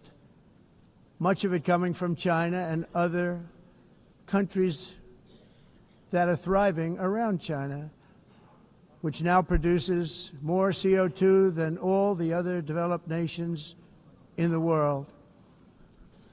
So all of these countries are working so hard on the carbon footprint, which is nonsense, by the way. It's nonsense. You know, it's interesting. In the United States, we have still radicalized environmentalists, and they want the factories to stop. Everything should stop. No more cows. We don't want cows anymore. I guess they want to kill all the cows. They want to do things that are just unbelievable, and you have it too. But, you know, we have a border, strong, and we have a shape, and that shape doesn't just go straight up. That shape is amorphous when it comes to the atmosphere. And if we had the most clean air, and I think we do, we have very clean air. We have the cleanest air we've had in many, many years. But the problem is that other countries, like China, which has air that's a little bit rough, it blows. And no matter what you're doing down here, the air up here tends to get very dirty because it comes in from other countries where their air isn't so clean. And the environmentalists refuse to acknowledge that. Same thing with garbage. In Asia, they dump much of their garbage right into the ocean. And over about a 1 week and 2 week journey, it flows right past Los Angeles. You've seen it. Massive amounts of garbage, almost too much to do anything about, flowing past Los Angeles, past San Francisco, and then somebody will get in trouble because he dropped a cigarette on the beach. The whole thing is crazy. The primary effect of these brutal green energy policies has not been to help the environment, but to redistribute manufacturing and industrial activity from developed countries that follow the insane rules that are put down to polluting countries that break the rules and are making a fortune. They're making a fortune. European electricity bills are now 4 to 5 times more expensive than those in China, and 2 to 3 times higher than the United States. And our bills are coming way down. You probably see that our gasoline prices are way down. You know, we have an expression, drill. Nós reduzimos os custos de energia porque nós faremos, como a expressão, vamos fazer tudo isso, reduzir os custos de energia, e os custos diminuíram nos Estados Unidos. Common to see one. Por exemplo, se você olhar Electric costs nos países em approximately faturas de energia, 100 heat-related deaths. nós não mas nós nos Estados Unidos conseguimos usar eles e evitar aumento da temperatura, porque é muito caro também usar nada e ninguém usa. Pretending to stop the global Tudo isso hoax. The como a of asking mudança. industrialized nations, Esse agenda mundialista não tem nenhum sentido. entire societies must be rejected País and Pre- it must be immediate. That's why in America I withdrew from the fake Paris Climate Accord, where, by the way, America was paying so much more than every country. Others weren't paying. China didn't have to pay until 2030. Russia was given an old standard that was easy to meet, a 1990 standard. But for the United States, we're supposed to pay like $1 trillion. And I said, this is another scam. The fact is, the United States has been taken advantage of by the world for many, many years, but not any longer, as you probably noticed. I unleashed massive energy production and signed historic executive orders to hunt for oil, but we don't have to do much hunting because we have the most oil of any nation anywhere, oil and gas in the world. And if you add coal, we have the most of any nation in the world. Clean, I call it clean, beautiful coal. You can do things today with coal that you couldn't have done 10 years ago, 15 years. So I have a little standing order in the White House. Never use the word coal, only use the words clean, beautiful coal. Sounds much better, doesn't it? But we stand ready to provide any country with abundant, affordable energy supplies if you need them, when most of you do. We're proudly exporting energy all over the world. We're now the largest exporter. In the United States, we want trade and robust commerce with all nations, everybody. We want to help nations. We're going to help nations. But it must also be fair and reciprocal. The challenge with trade is much the same with climate. The countries that followed the rules, all their factories have been plundered. It's really sad to watch. They've been broken. They've been broken by countries that broke the rules.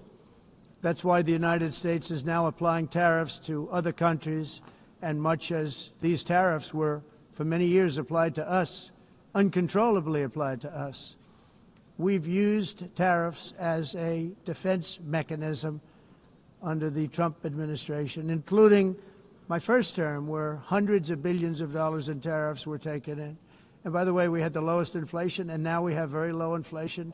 The only thing different is that we have hundreds of billions of dollars flowing into our country. But this is how we will ensure that the system works for everyone and is sustainable into the future.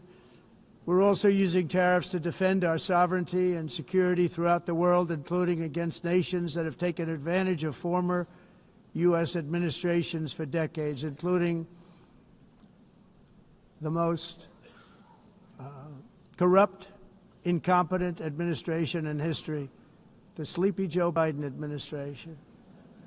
Brazil now faces major tariffs in response to its unprecedented efforts to interfere in the rights and freedoms of our American citizens and others, with censorship, repression, weaponization, judicial corruption, and targeting of political critics in the United States. I have a little problem saying this because I must tell you, I was walking in and the leader of Brazil was walking out. We saw him and I saw him, he saw me, and we embraced. And then I'm saying, can you believe I'm going to be saying this in just 2 minutes? But we actually agreed that we would meet next week. We didn't have much time to talk, like about 20 seconds. They were in retrospect, I'm glad I waited because this thing didn't work out too well. But we did talk. We had a good talk, and we agreed to meet next week, if that's of interest. But he seemed like a very nice man, actually. He liked me, I liked him. But if you, and I only do business with people I like. When I don't like them, I don't like them. But we had, at least for about 39 seconds, we had excellent chemistry. It's a good sign. But also in the past, Brazil, can you believe this, unfairly tariffed our nation, but now because of our tariffs, we are hitting them back, and we're hitting them back very hard. As president, I will always defend our national sovereignty and the rights of American citizens. So I'm very sorry to say this, that Brazil is doing poorly and will continue to do poorly. They can only do well when they're working with us. Without us, they will fail, just as others have failed. It's true. Next year, the United States will celebrate the 250th anniversary of our glorious independence, a testament to enduring power and American freedom and spirit. We will also be proudly hosting the 2026 FIFA World Cup, and shortly thereafter, the 2028 Olympics, which is going to be very exciting. I hope you all come. I hope that countless people from all over the globe will take part of these will be great celebrations of liberty and human achievement, and that together we all can rejoice in the miracles of history that began in July 4th, 1776, when we founded the light to all nations. And it's something really that an amazing thing came out of that date. It's called the United States of America. In honor of this momentous anniversary, I hope that all countries who find inspiration in our example will join us in renewing our commitment, values, and those values, really, that we hold so dear together. Let us defend free speech and free expression. Let us protect religious liberty, including for the most persecuted religion on the planet today. It's called Christianity. And let us safeguard our sovereignty and cherish qualities that have made each of our nations so special, incredible, and extraordinary. In closing, I just want to repeat that immigration and the high cost of so-called green renewable energy is destroying a large part of the free world and a large part of our planet. Countries that cherish freedom are fading fast because of their policies on these two subjects. You need strong borders and traditional energy sources if you are going to be great again. Whether you have come from north or south, east or west, near or far, every leader in this beautiful hall today represents a rich culture, a noble history, and a proud heritage that makes each nation majestic and unique, unlike anything else in human history or any other place on the face of the earth. From London to Lima, from Rome to Athens, from Paris to Seoul, from Cairo to Tokyo and Amsterdam to right here in New York City, we stand on the shoulders of the leaders and legends, generals and giants, heroes and titans who won and built our beloved nations, all of our nations, with their own courage, strength, spirit, and skill. Our ancestors climbed mountains, conquered oceans, crossed deserts, and trekked over wide open plains. They charged into thunderous battles, plunged into grave dangers, and they were soldiers and farmers and workers and warriors and explorers and patriots. They built towns into cities, tribes into kingdoms, ideas into industries, and small islands into mighty empires. You're a part of all of that. They were champions for their people who never gave up and who never, ever gave in. Their values defined our national identities. Their visions forged our magnificent destiny. Everybody in this room is a part of it in your own way. Each of us inherits the deeds and the myths, the triumphs, the legacies of our own heroes and founders who so bravely showed us the way. Our ancestors gave everything for homelands that they defended with pride, with sweat, with blood, with life, and with death. Now the righteous task of protecting the nations that they built belongs to each and every one of us. So together let us uphold our sacred duty to our people and to our citizens. Let us protect their borders, ensure their safety, preserve their cultures, treasure, and traditions, and fight, fight, fight for their precious dreams and their cherished freedoms. And in friendship and really a beautiful vision, let us all work together to build a bright, beautiful planet, a planet that we all share, a planet of peace and a world that is richer, better, and more beautiful than ever before. That can happen. It will happen. It will happen, and I hope it can happen and start right now, right at this moment. We'll turn it around. We're going to make our countries better, safer, more beautiful. We're going to take care of our people. Thank you very much. It's been an honor. God bless the nations of the world. Thank you very much. Bye.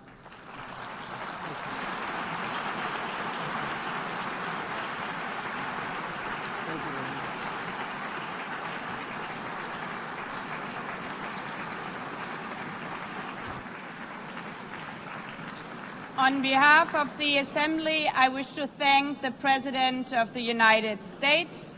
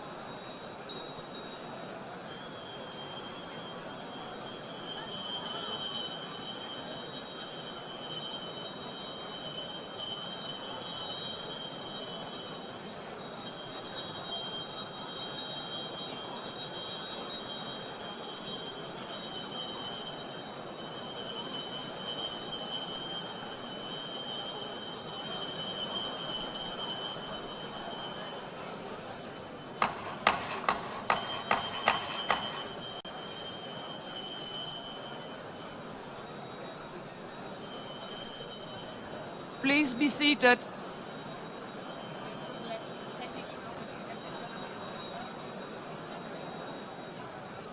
Please be seated.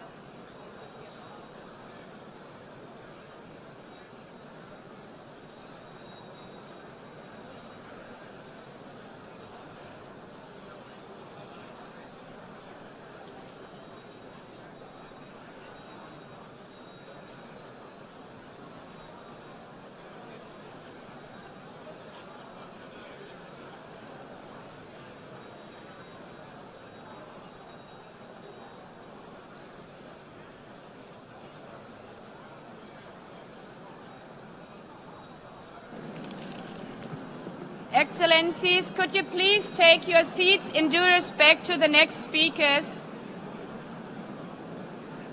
The second row, could you please take your seat right now?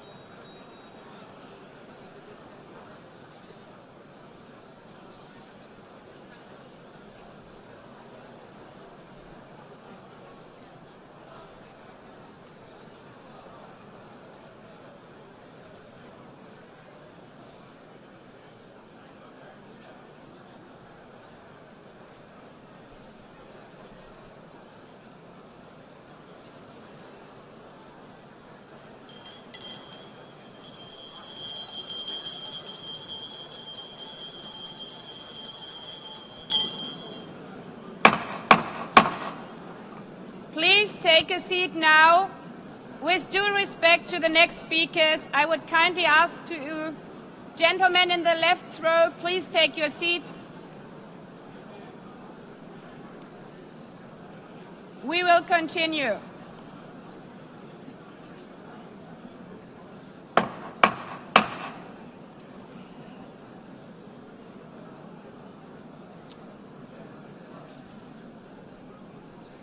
Excellencies, as we are receiving queries, I would like to assure you that don't worry, the UN teleprompters are working perfectly. And by this technical note, I would like to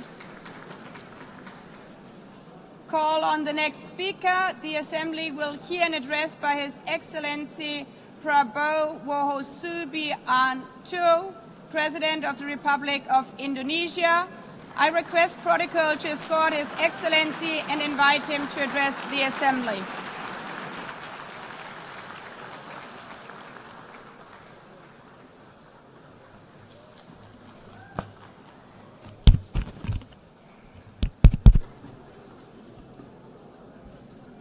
His Excellency Mr. Antonio Guterres, Secretary General of the United Nations, Her Excellency Madame Annalena Baerbock, President of the United Nations General Assembly,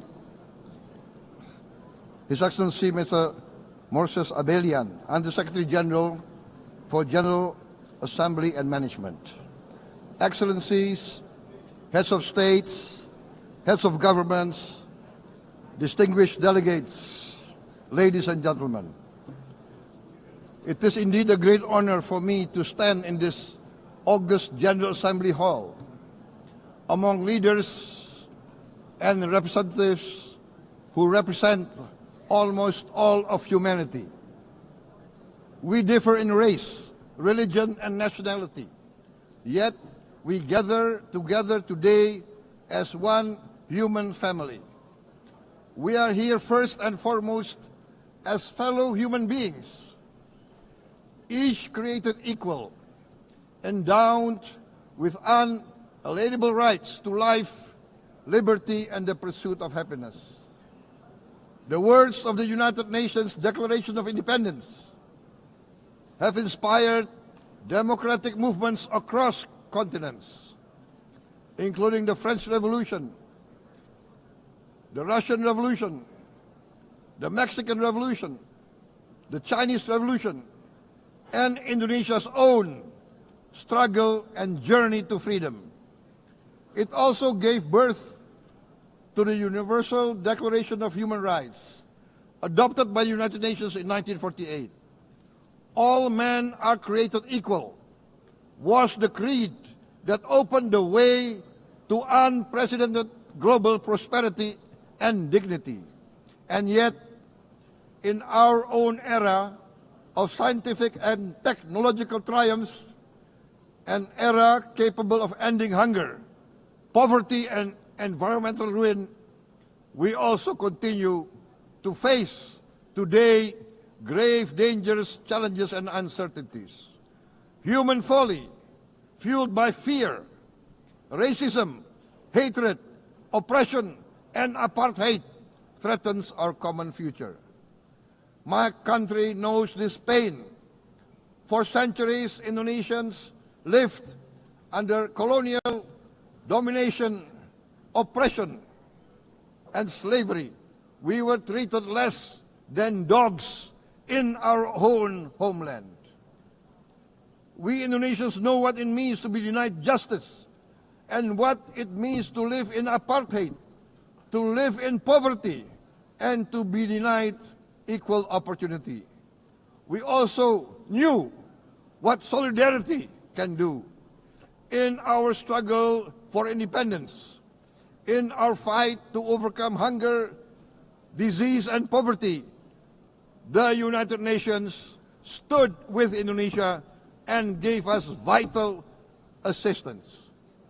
Decisions made here based on human solidarity by the Security Council and this Assembly gave Indonesia independence, international legitimacy, opened doors, and supported our early development through the efforts of the United Nations Children Fund, the United Nations Food and Agriculture Organization, the FAO, the World Health Organization, and many, many other United Nations institutions. And because of that, Indonesia today stands on the cusp of shared prosperity and greater equality and dignity. Madam President, Excellencies, our world today is driven by conflict, injustice, and deepening uncertainty. Every day we witness suffering, genocide, and blatant disregard for international law and human decency.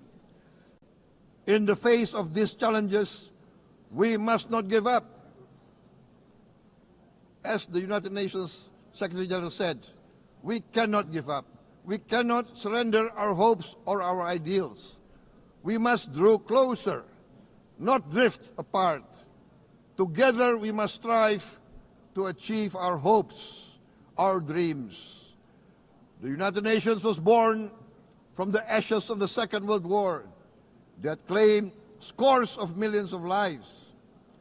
It was created to secure peace, security, justice, and freedom for all. We remain committed to internationalism, to multilateralism, and to every effort that strengthens this great institution. Today, Indonesia is nearer than ever before to meeting the Sustainable Development Goals of ending extreme poverty and hunger. Because years ago, this very chamber chose to listen and uphold social and economic justice. We will never forget. And today, we must never be silent while Palestinians are denied that same justice and legitimacy in this very hall. Excellencies, Thucydides warned, the strong do what they can, the weak suffer what they must. We must reject this doctrine. The United Nations exist to reject this doctrine. We must stand for all, the strong and the weak. Might cannot be right. Right must be right. Indonesia today is one of the largest contributors to United Peacekeeping Forces. We believe in the United Nations. We will continue to serve where peace needs guardians, not with just words, but with boots on the ground. If and when the United Nations Security Council and this great assembly decide Indonesia is prepared to deploy 20,000 or even more of our sons and daughters to help secure peace in Gaza or elsewhere, in Ukraine, in Sudan, in Libya, everywhere when the peace needs to be enforced, peace needs to be guarded, we are ready. We will take our share of the burden, not only with our sons and daughters, we are also willing to contribute financially to support the great mission to achieve peace by the United Nations. Madam President, Excellencies, I propose to this Assembly a message of hope and optimism, grounded in action and execution. Today, we heard the speech of Madam President, the President of the United Nations General Assembly. Yes, it is true what she said. Without the International Civil Aviation Organization, will we be here today? Will we sit in this great hall? Without the United Nations, we cannot be safe. No country can feel secure.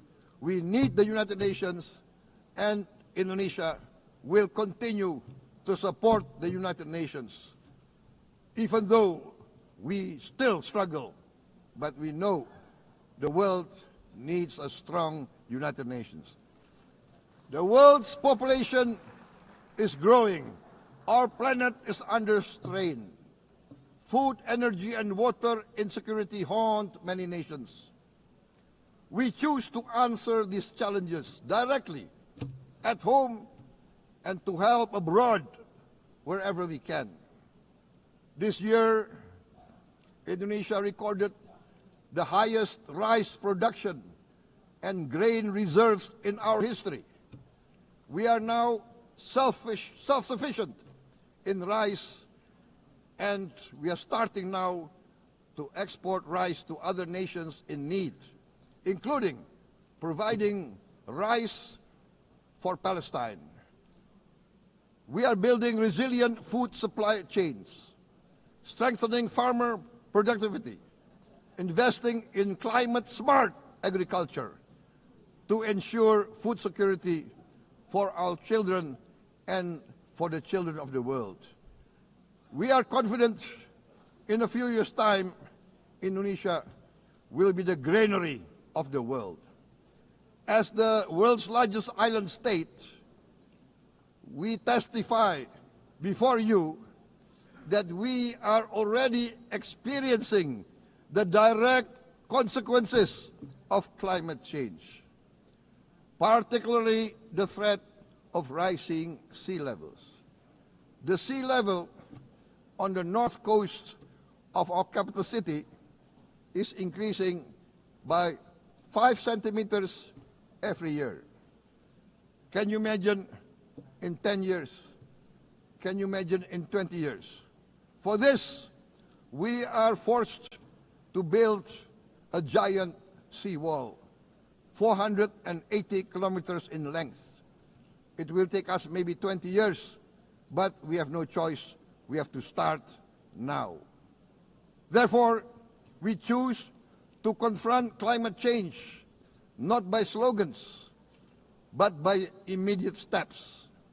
We are committed to meeting our 2015 Paris Agreement obligations.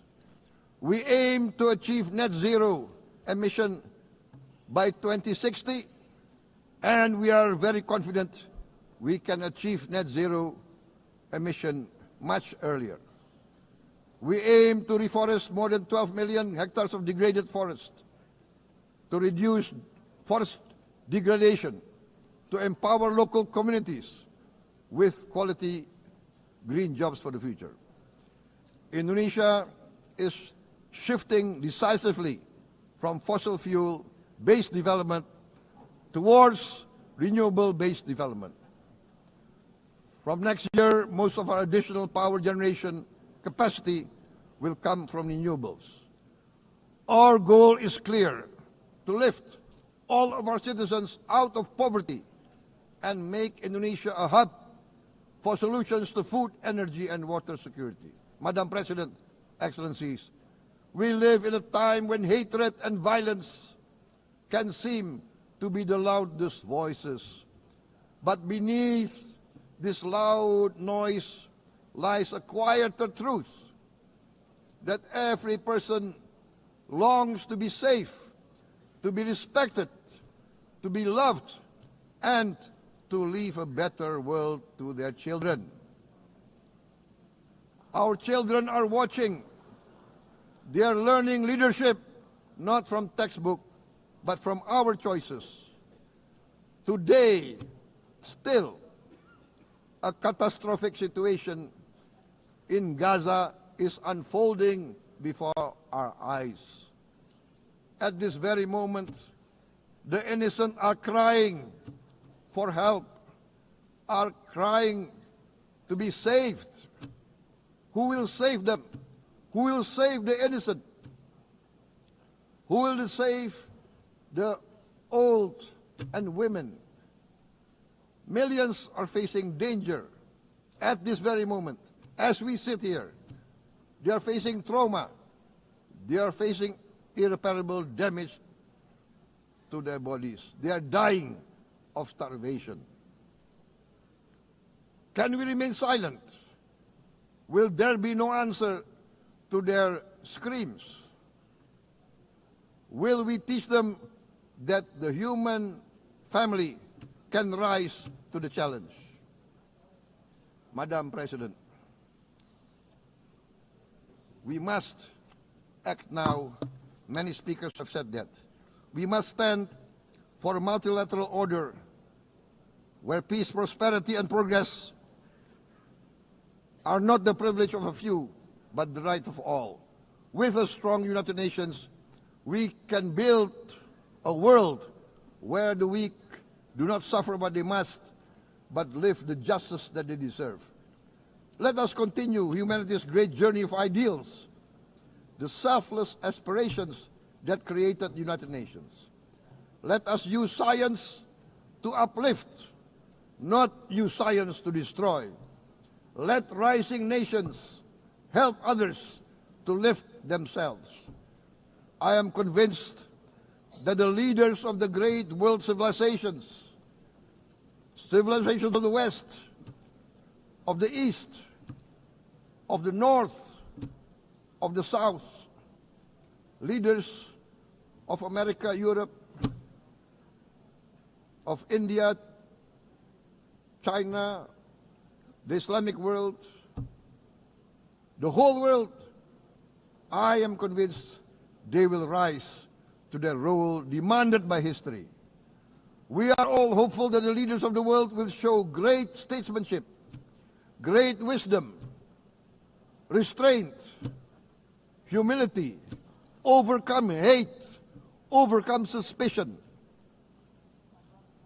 Madam President, distinguished delegates, we are greatly heartened by the events of the last few days, where significant leading countries of the world have chosen to side with history, to choose the right side of history, the path of the moral high ground, the path of rectitude, the path of justice, the path of humanity, to shun hatred, to overcome suspicion, and to avoid the use of violence. The use of violence will beget violence. No one country can bully the whole community of the human family.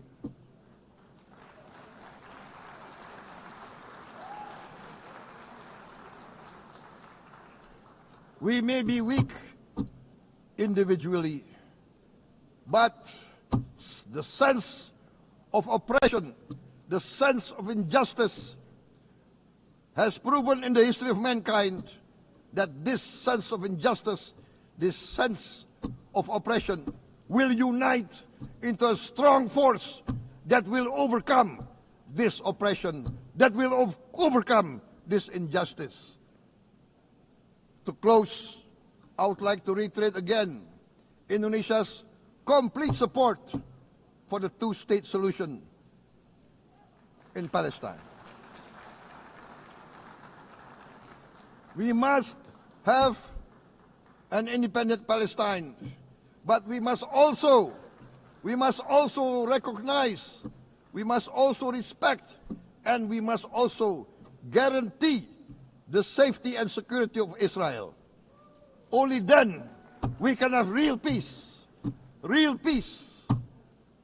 and no longer hate and no longer suspicion. The only solution is this two-state solution. Two descendants of Abraham must live in reconciliation, peace, and harmony.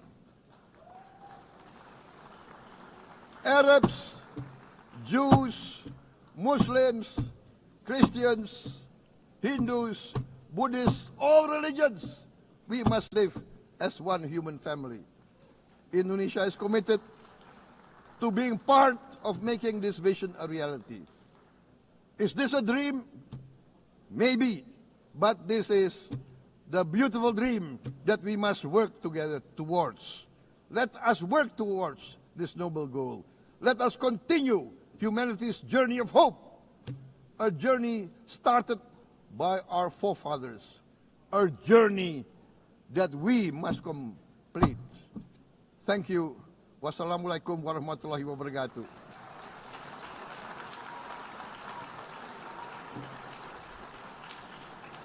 Shalom. Om Santi, Santi, Santi Om. Namo Buddhaya. Thank you very much. May God bless us all. May peace be upon us. Thank you very much. Thank you. On behalf of the Assembly, I wish to thank the President of the Republic of Indonesia.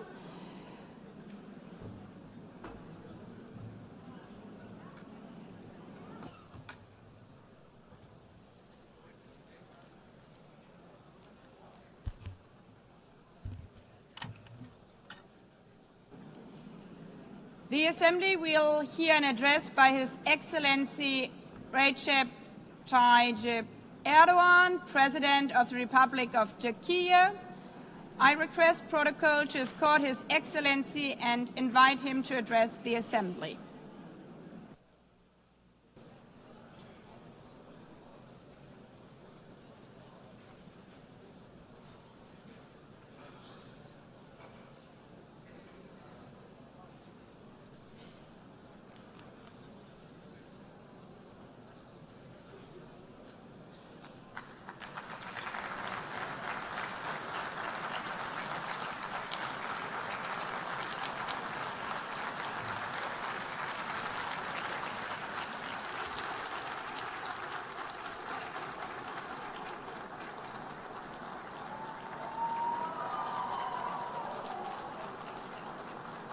Sayın Başkan, Excellency President of UNGA, Excellencies Heads of State and Government, Distinguished Secretary General, distinguished delegation members, on behalf of myself and my nation, I greet you all with most heartfelt feelings.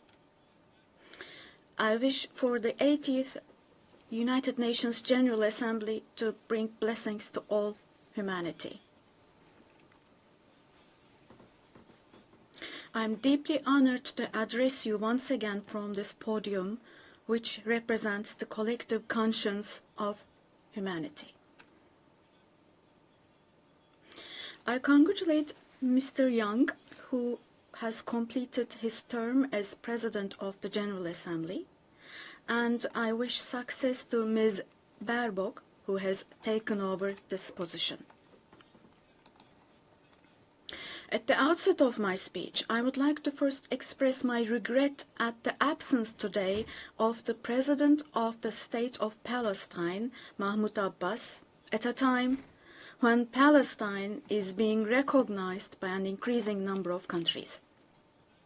Today, we stand here on this podium. I stand here on this podium alongside my 86 million citizens, also for our Palestinian brothers and sisters whose voices are being silenced. I'd like to thank all the countries who announced that they recognize the state of Palestine, and I call on all the other countries who have not done so yet to do so, to recognize the state of Palestine as soon as possible.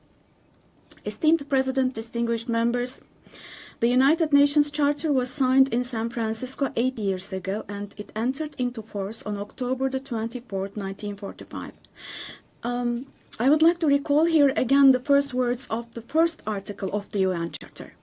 Quote, "The purpose of the United Nations is to maintain international peace and security," unquote. As we celebrate the 80th anniversary of the UN in this hall, grave events are unfolding in many parts of the world that cast a shadow over the very first words of the UN Charter's opening article.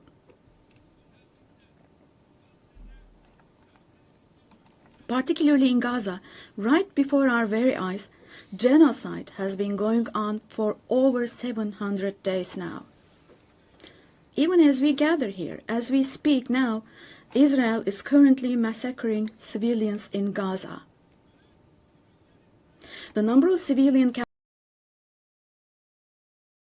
casualties in Gaza has surpassed 65,000. Unfortunately, the number of people who are still trapped under the rubble is not yet known, and more than 20,000 of those who died were children. For the last 23 months, a child has been murdered by Israel in Gaza every hour. Yes, every hour. These are not just figures, dear friends. All of these, each one of these is a person, a human being, innocent people. People are now being killed not with weapons, but with the weapon of starvation. In the 21st century, under the gaze of the civilized world, 428 people died of starvation. Out of those 428, 146 were children, and this number is increasing every day. Now, I will show you a photo, which is a picture from daily life in Gaza.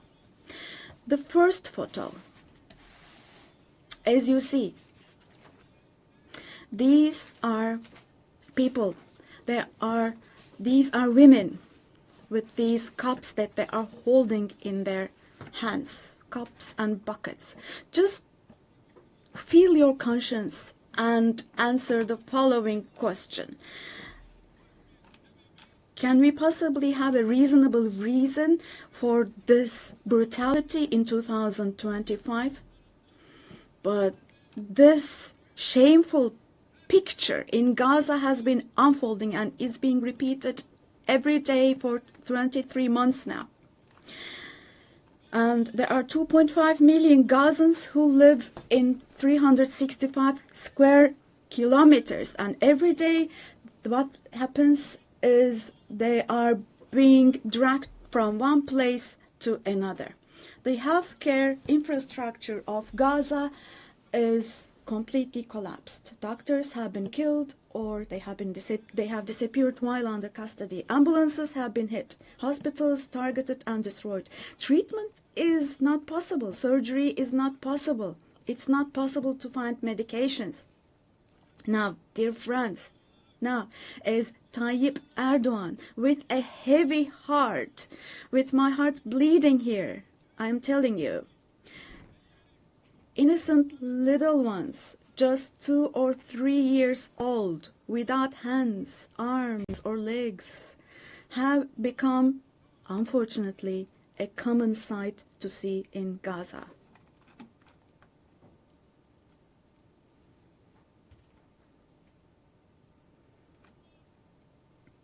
This one. What kind of a human conscience can possibly bear this? Possibly. How can one stay silent vis-à-vis this? In a world where children are dying of starvation and lack of medication, can we possibly have calm and peace? We all are parents. We have children or grandchildren who we dearly cherish.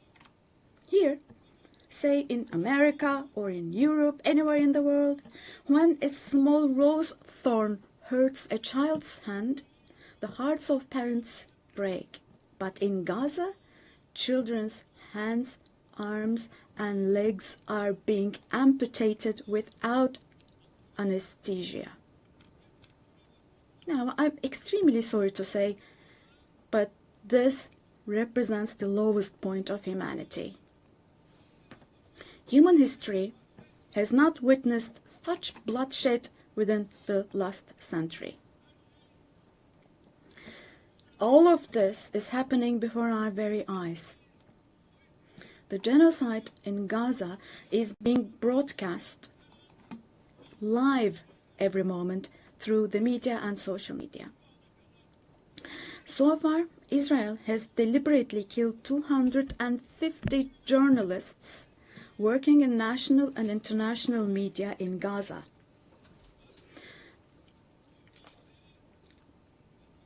And they have closed all the entrance into Gaza, but they still have not been able to cover up the genocide.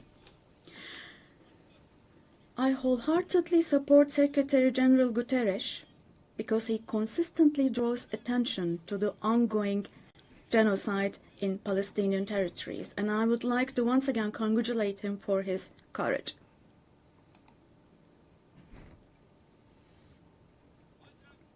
But the United Nations has not even been able to protect its own personnel in Gaza, unfortunately.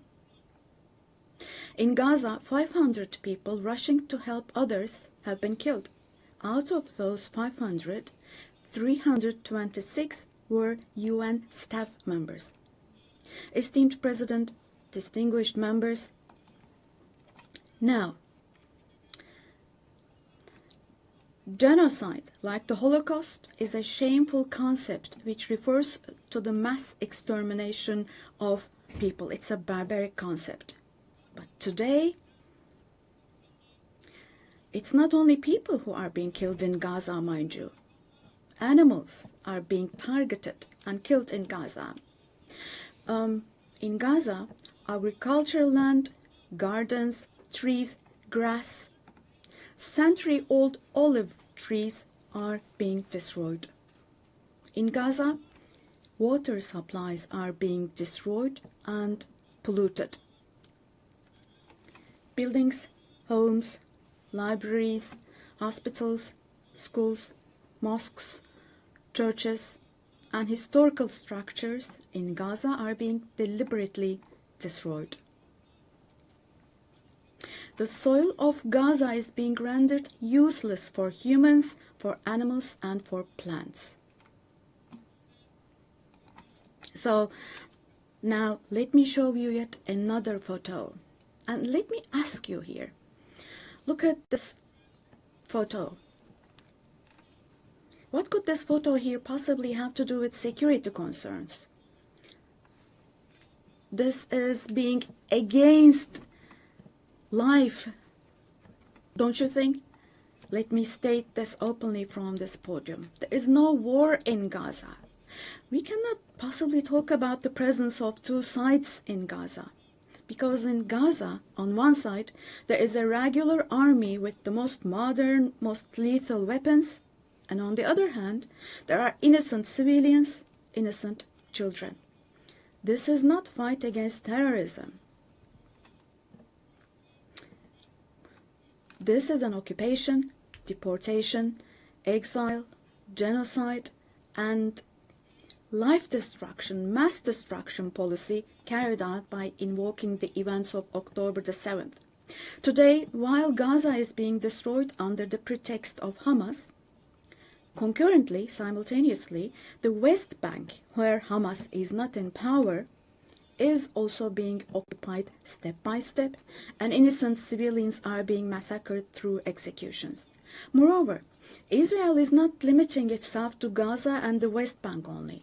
By launching attacks on Syria, on Iran, Yemen, and Lebanon, Israel is also threatening regional peace. Just recently, an Israeli attack took place against a delegation meeting in Qatar for ceasefire negotiations. The attack on Qatar has also shown that the Israeli leadership is now completely out of control. Netanyahu is not obviously interested in forging peace or releasing the hostages. Not only Israel's neighbors, but all countries in the Middle East are subject to the Israeli government's reckless threats. And we must realize the following. Due to the increasing aggression of Israel, in Europe and the West in general, the values that emerged after the Second World War have been eroded.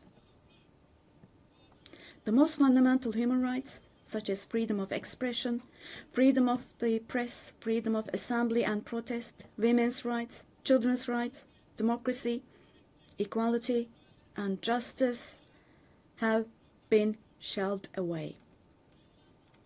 At this point, we all have to see the following truth, my dear friends. The Israeli government, driven by an obsession with the promised lands, is openly threatening regional peace and the shared values of humanity.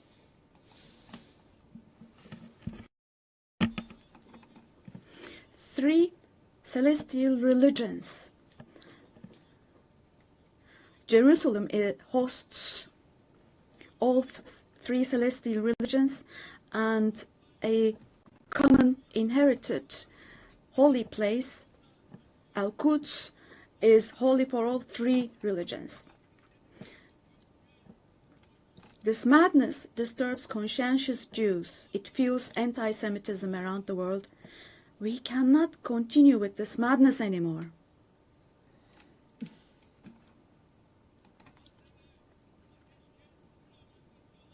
We have to have ceasefire in Gaza as soon as possible. Attacks should stop. Humanitarian aid should be able to enter with no obstacles. The genocide team should be held accountable vis-à-vis international law.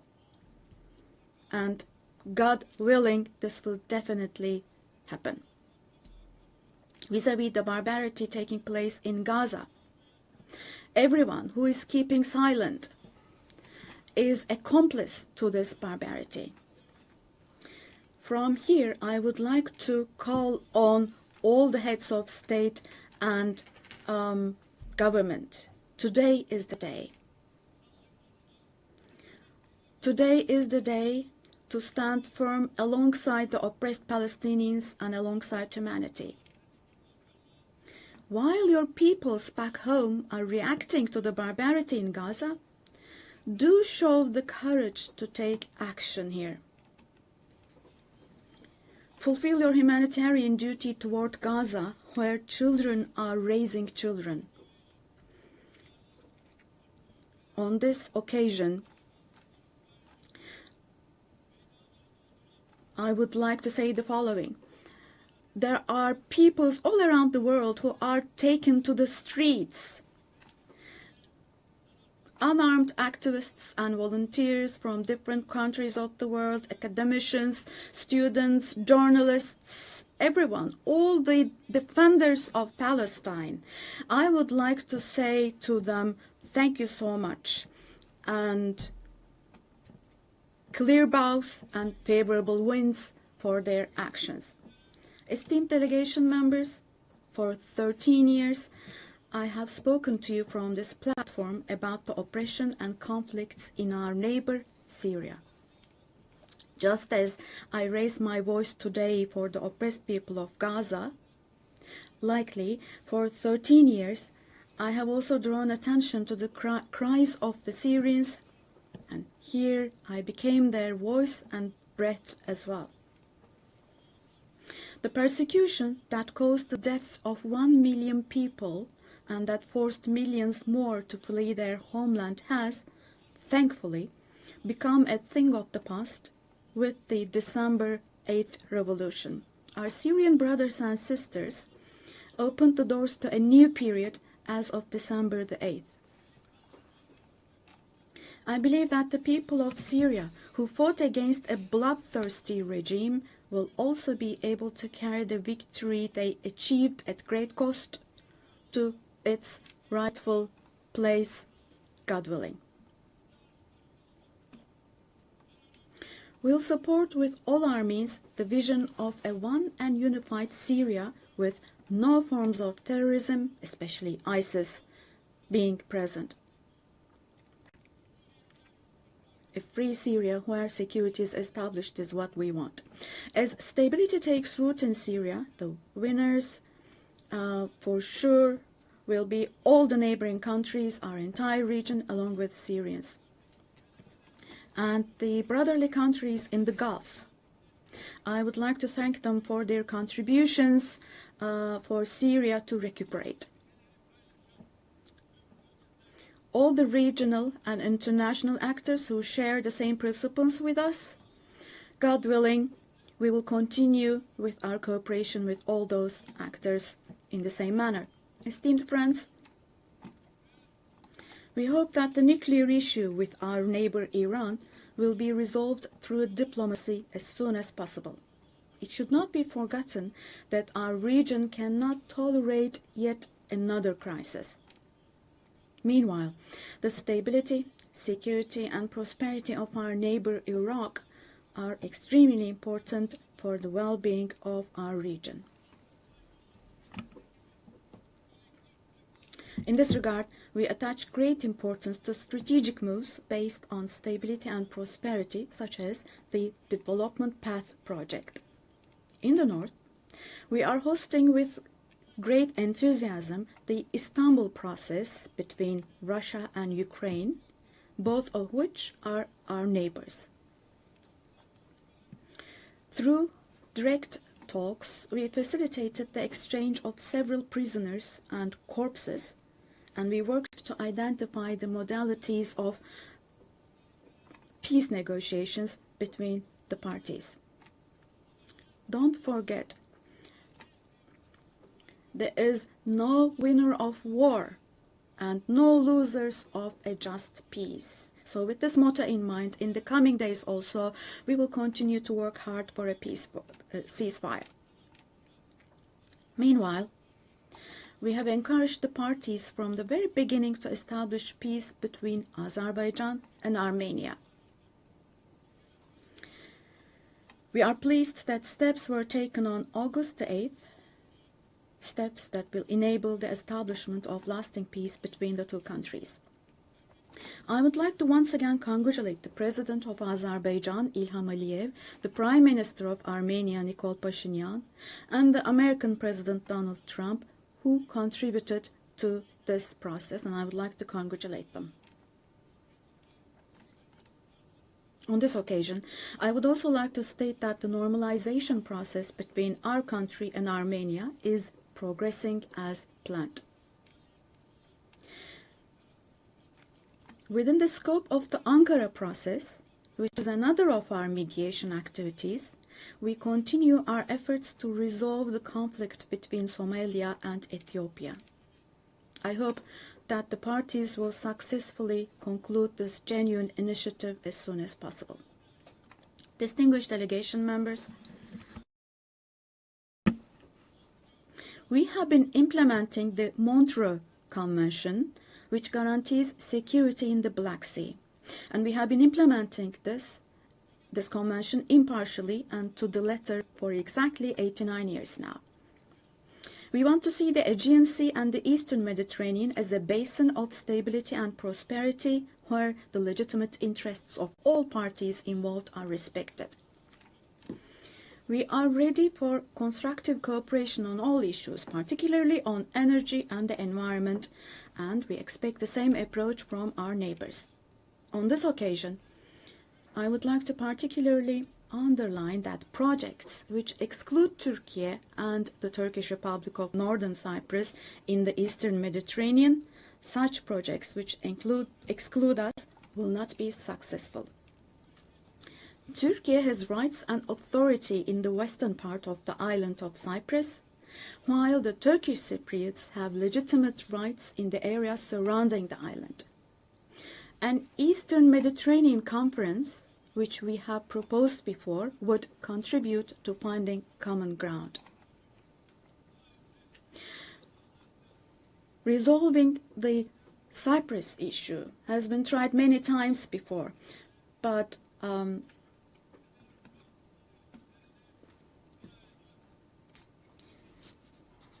due to the rigid stance of the Greek Cypriot side, no resolution has been found. We cannot possibly have this as a foundation for a resolution of the issue. There are two separate states and two separate peoples on the island of Cyprus. Turkish Cypriots are equal owners of the island, and they will not accept being a minority. The international community must put an end to the unfair and inhumane isolation that the Turkish Cypriots have been subjected to for half a century now. I reiterate the call I made at the last 3 UN General Assemblies. Let me repeat. I call on the international community to recognize the Turkish Republic of Northern Cyprus and to establish diplomatic, political, and economic relations with it. Esteemed President, distinguished members, in the coming period, we desire a new beginning and vision in Turkey-European Union relations. This should not be a vision that just saves the day, but rather a vision that redefines the horizon and shapes our shared future. For this, it is of course important that the European Union is as willing and determined as we are.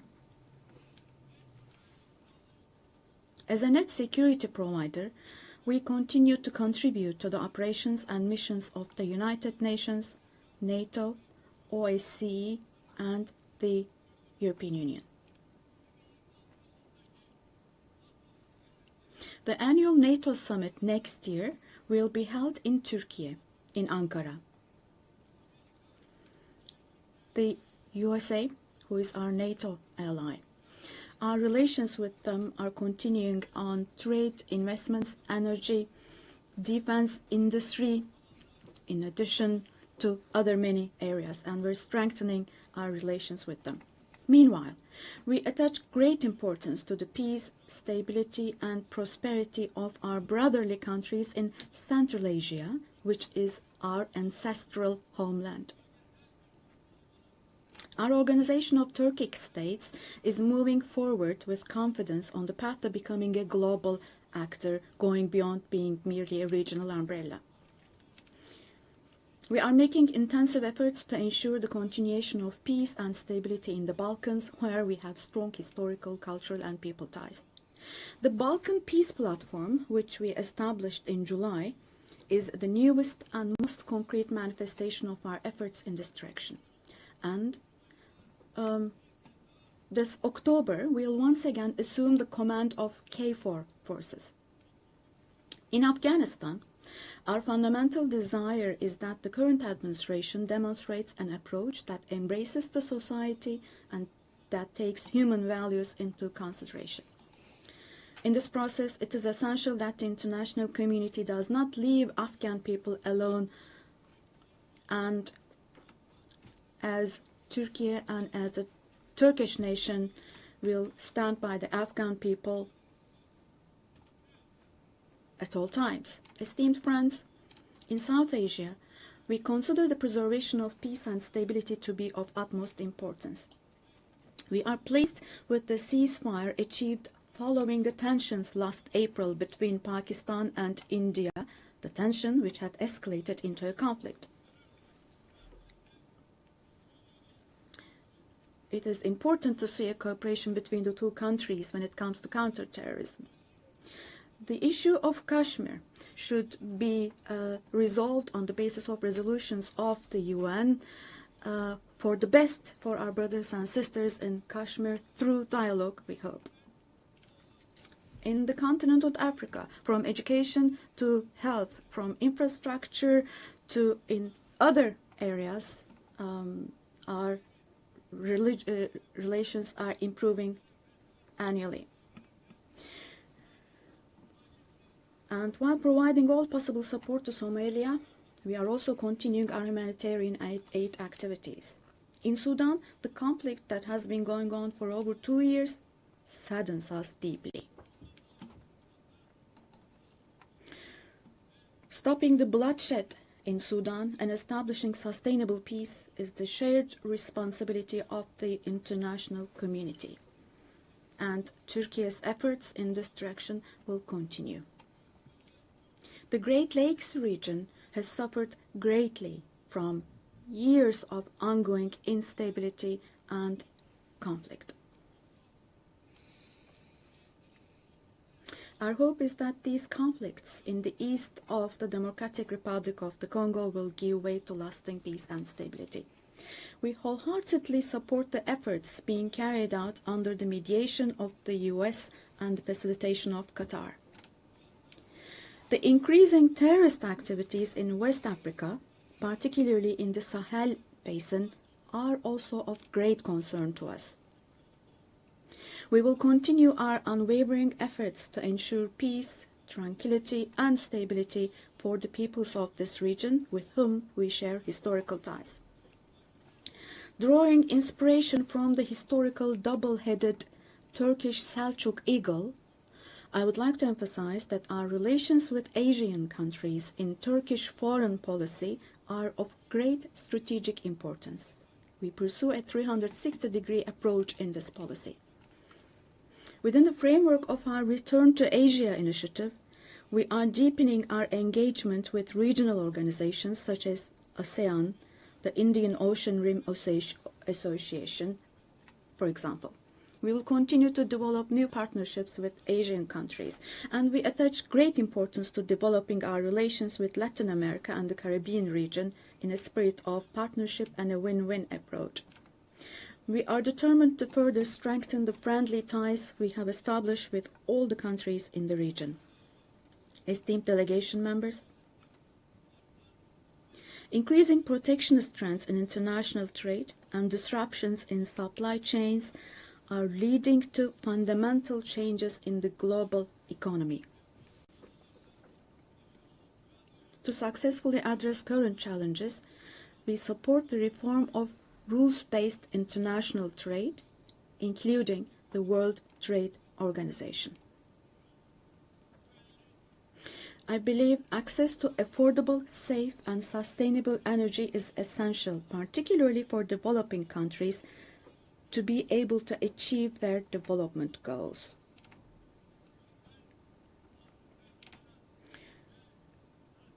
We are resolutely advancing the strategically important Trans-Caspian East-West Middle Corridor project, which extends from China to Europe. We contribute to the development of world trade with our modern transportation infrastructure and the Baku-Tbilisi-Kars line. On our journey to build a future that respects nature, we are moving forward with determination towards the 2053 net zero emission target. We are pleased to observe that the zero waste movement, under the patronage of my wife Emine Erdoğan, has grown in waves around the world every year, reaching more people and hearts.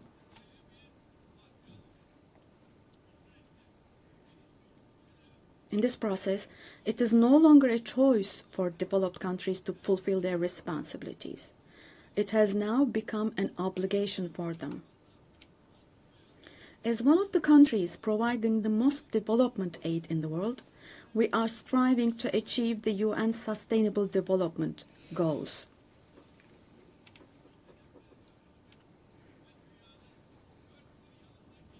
To achieve the 2030 goals and to enable hundreds of millions of people around the world to live with dignity, we advocate for aligning the global financial architecture with the principle of leaving no one behind. And here, let me also particularly draw your attention to the following. While we grapple with geopolitical challenges, humanity is also witnessing an extraordinary leap forward in artificial intelligence, AI. The transformative power and the benefits offered by these technologies, no society should be deprived of these benefits. AI technologies should be used for the benefit of humanity, not as a new tool of domination. The UN Technology Bank for the Least Developed Countries, which we host in Turkey, plays a critical role in closing the digital and technological gap.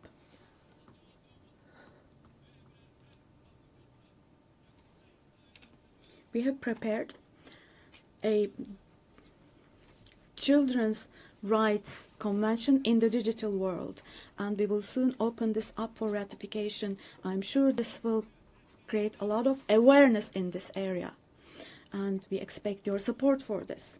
On the other hand, in today's world, where racism, xenophobia, and particularly Islamophobia have reached alarming levels, combating these trends that directly threaten the culture of coexistence has now become an essential duty for humanity. It is significant that Mr. Moratinos, High Representative of the Alliance of Civilizations, has also been appointed as the UN Secretary General's Special Envoy on combating Islamophobia. As I stated here last year, the institution of the family is under threat today as never before. Defending the family, consisting of a woman and a man, means defending humanity, defending nature, life, and the future. Turkey will continue to defend the family in the face of ever-increasing attacks. Distinguished delegation members, the roots of the UN, established to prevent humanity from experiencing the disaster of war again, are filled with values that will eliminate the dark era we are in. We fully support the UN 80 initiative launched by Secretary General Guterres to make our organization more effective and more efficient. I hope this initiative succeeds as a process that will further strengthen all the activities of the UN. I express our readiness to provide strong support to this process, also driven by our vision of making Istanbul a UN hub. I sincerely believe that it is our shared responsibility to take steps that will restore the founding spirit of the UN in its 80th year. We will continue to say, the world is bigger than 5 until a system is established where the righteous are powerful, not the powerful are righteous.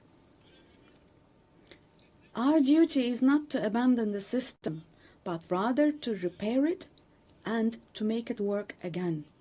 Without a doubt, a more just, a fairer world is possible. Turkey will patiently continue its fight for the construction of a more just world. So may God help and aid us all. Once again, let me greet you all with kind regards and thank you.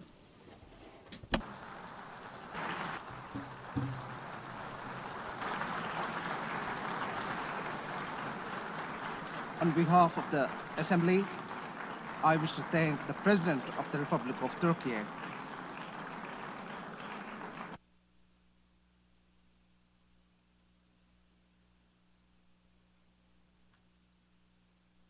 Assembly will hear an address by Her Excellency Dina Ercilia Boluarte Segara, President of the Republic of Peru. I request protocol to escort Her Excellency and invite her to address the Assembly.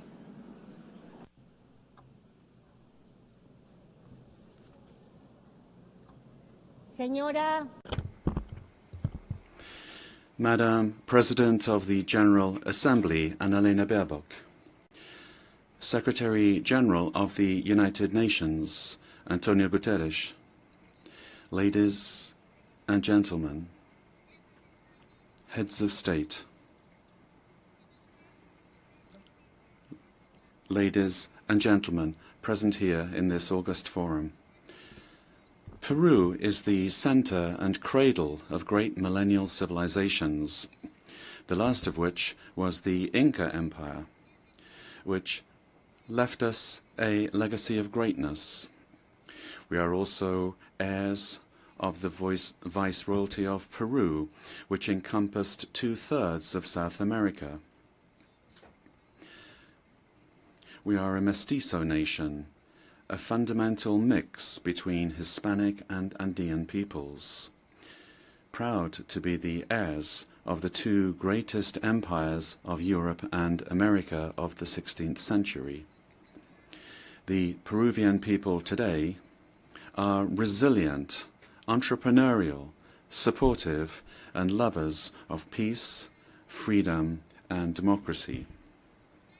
Our great writers, Mario Vargas Llosa and José María Arguedas, shared the idea that Peru is a country of all bloods.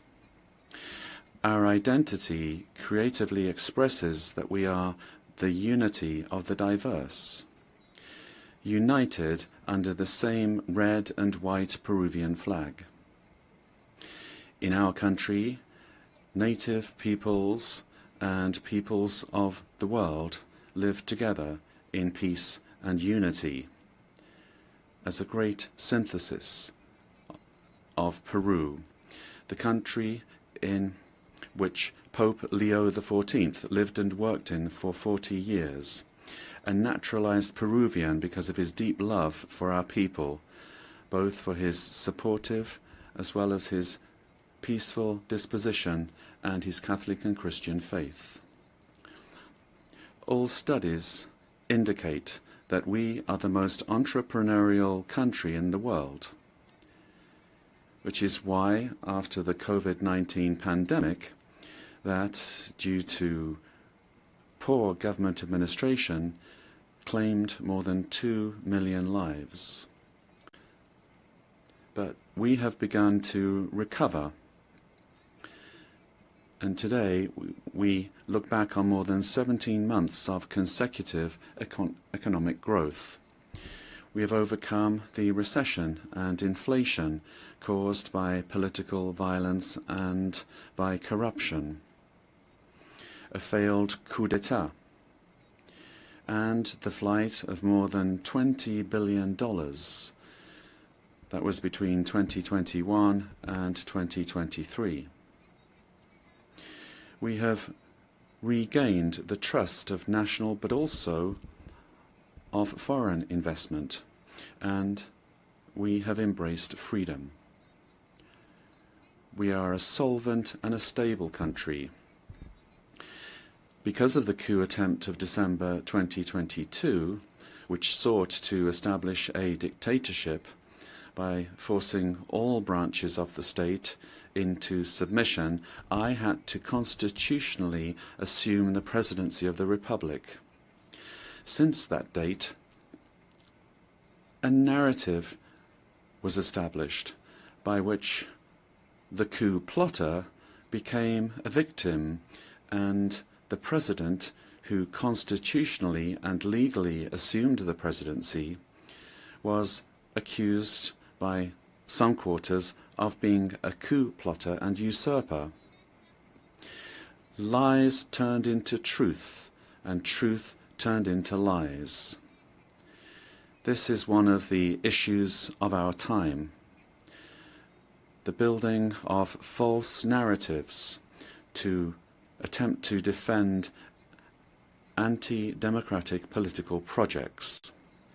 The thinking goes that ideologies of hatred, where they're projects of failed states that grow into all-powerful states, require, in order to impose their will, a false narrative, in order to achieve their objectives through violence, and who, once in power, crush freedoms, silence the press and democratic opposition, violate human rights, and begin to control, to confiscate, and to expropriate private companies, creating a corrupt bureaucracy that destroys the economy, society, and public morality. The first step for achieving all of this is to build a narrative in order to lie, to deceive, and to manipulate.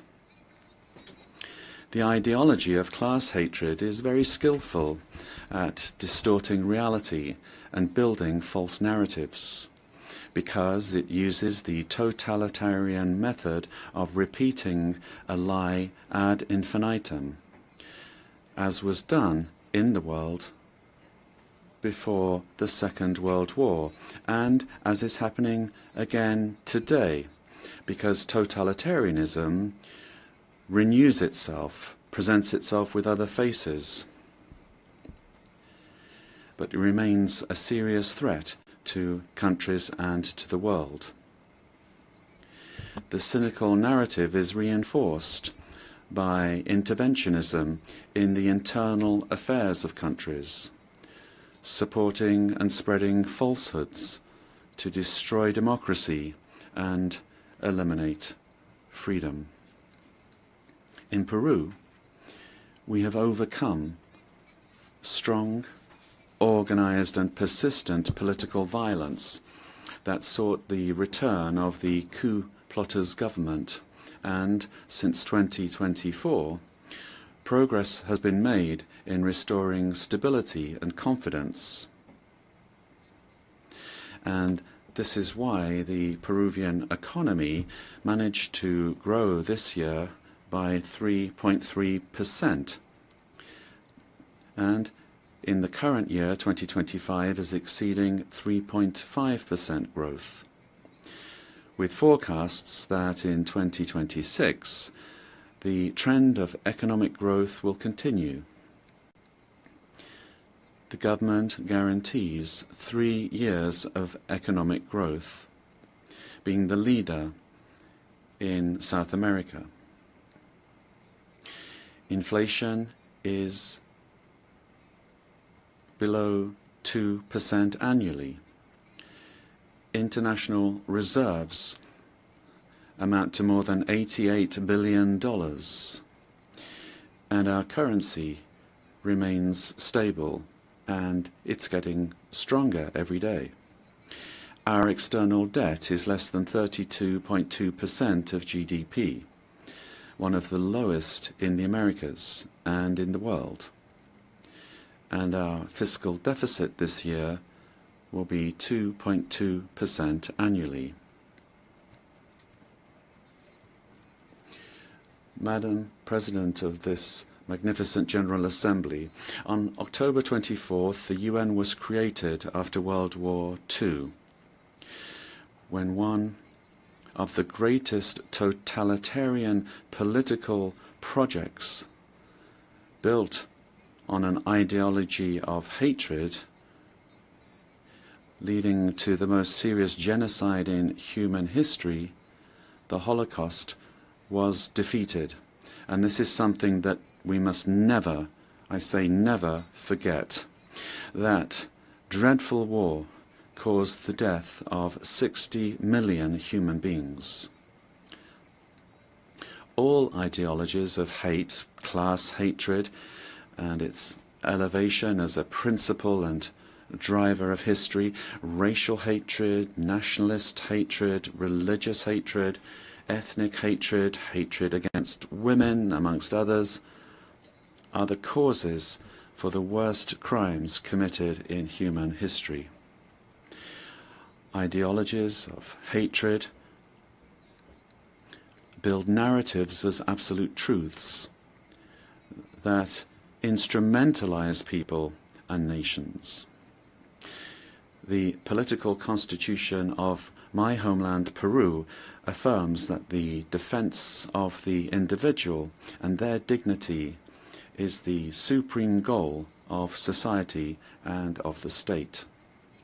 Peru, therefore, rejects the two principal hate narratives in the world, namely class hatred and religious hatred. These are the origins of wars and inhumane violence.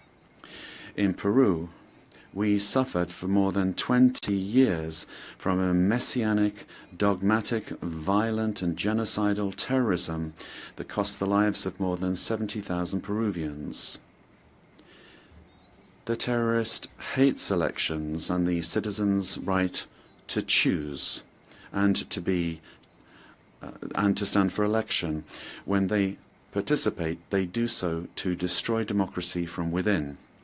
However, the narrative that they wanted to impose is a flagrant lie. The armed forces and the police, who defended the life and the freedom of Peruvians, are now accused of violating human rights. Thus, the heroes who defended life, democracy, and freedom are turned into victimizers, and the terrorists are turned into victims. In this way, the heroes who defended democracy are being persecuted in trials that drag on for decades, while the terrorists are compensated and considered victims. This is the world in reverse. The UN was a fundamental milestone in the 20th century, but in the 21st century, we must be more vigilant. It is our duty to prevent the world from plunging into new genocides and new violence. It is not acceptable in a civilized world that one country invade another using a false narrative to justify a war that first and foremost attacks the civilian population. It is not acceptable to slaughter civilians, to capture hundreds of young people, women, and even children, and use them as hostages. We live under the threat of international organized crime. In Peru, international crime based on extortion uses terrorist methods such as bomb attacks to submit citizens to its will. These criminal organizations that use weapons of war have created financial mechanisms to launder blood-stained money, sending large sums back to their countries of origin. They seek to normalize this violence, which requires, in order to be defeated, recognition by the UN as terrorist organizations and new national and international legislation to stop them being a threat to the democratic system and to the development of peoples. It is also imperative that we act against drug trafficking and illegal mining that destroys the environment, pollutes rivers, and condemns peoples and individuals to slavery. International crime has subjected thousands of women taken from their home countries through violence and deception and being exploited and deprived of their freedom. Ladies and gentlemen, we are living through times that recall the darkest chapters of our modern history, and Peru is convinced that the world does not need less UN, but more and a better UN, one that is in tune with the times. In times in which ideologies of hatred that cause and cause so much damage to humanity have taken refuge in lies, in misinformation, and which have penetrated democratic societies. Peru, as a founding member, is committed to an open multilateral system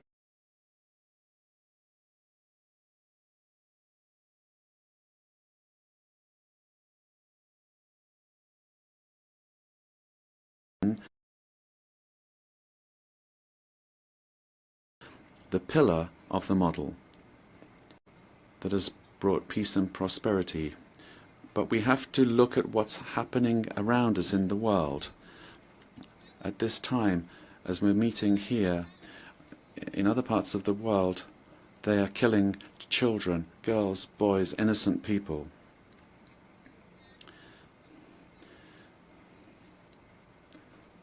Prosperity will only come if we are united and work together.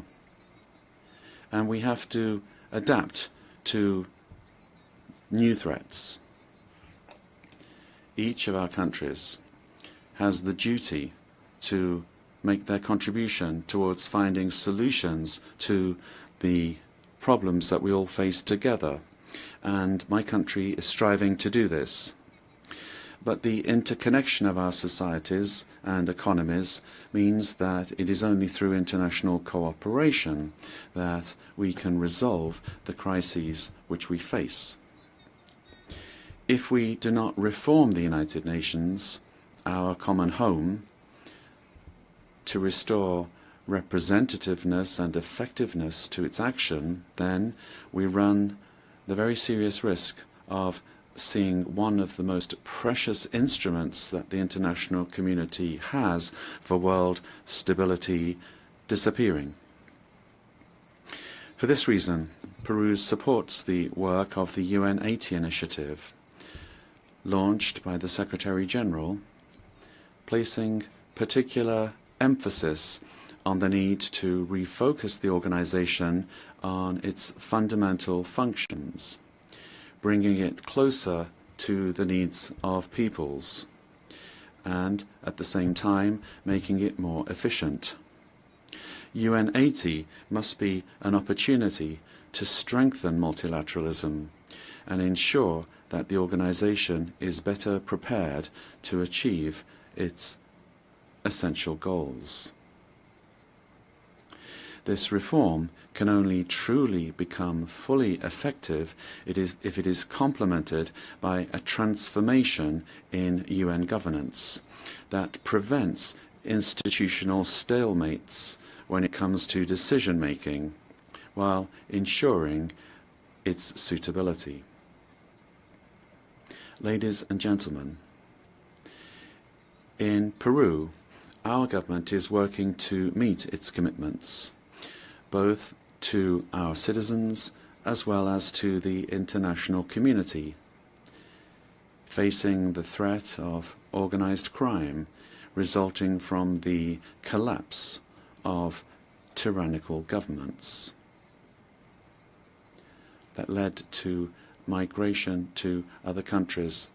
This is true of our country. From day one, my government has fought to restore governance in the country and to defeat polarization and violence.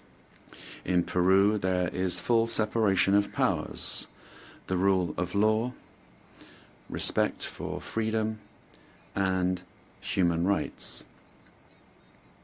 My government is the most stable of the last 5 years, during which 5 presidents have succeeded one another.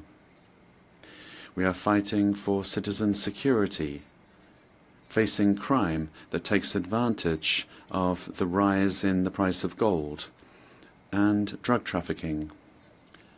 We have achieved positive, verifiable results in these areas. We are working to strengthen human capital. We are fighting child malnutrition and anemia. And we are building schools and hospitals throughout the country, which has not been done in recent years. The priority is children, women, and the Peruvian family. We are modernizing the country's infrastructure, ports, airports, roads, bridges, designing an economy that is better connected to the world, as well as a firm policy for fighting corruption. Our goal is to guarantee free and impartial elections, defeating the attempt of a violent minority that seeks their failure. Ladies and gentlemen, the United Nations organization has always been present in the modern history of my country, particularly in its most difficult moments. Similarly to what is happening elsewhere in the world, and despite our efforts, Peru today finds its democratic institutions and the rule of law under attack by the polarization of politics, the cause and consequence of the return of extremist violence. We suffer from the scourge of transnational organized terrorist crime, which causes deaths, attacks, insecurity, and drug trafficking that destroys the social fabric. We face the threat of climate change that is destroying our Amazon, causing the melting of our glaciers, and putting our biodiversity at risk. We promote inclusive and sustainable growth in a context of opposing powers. But none of these problems is merely national, but global. This is why we need the United Nations to once again be a forum for dialogue and cooperation.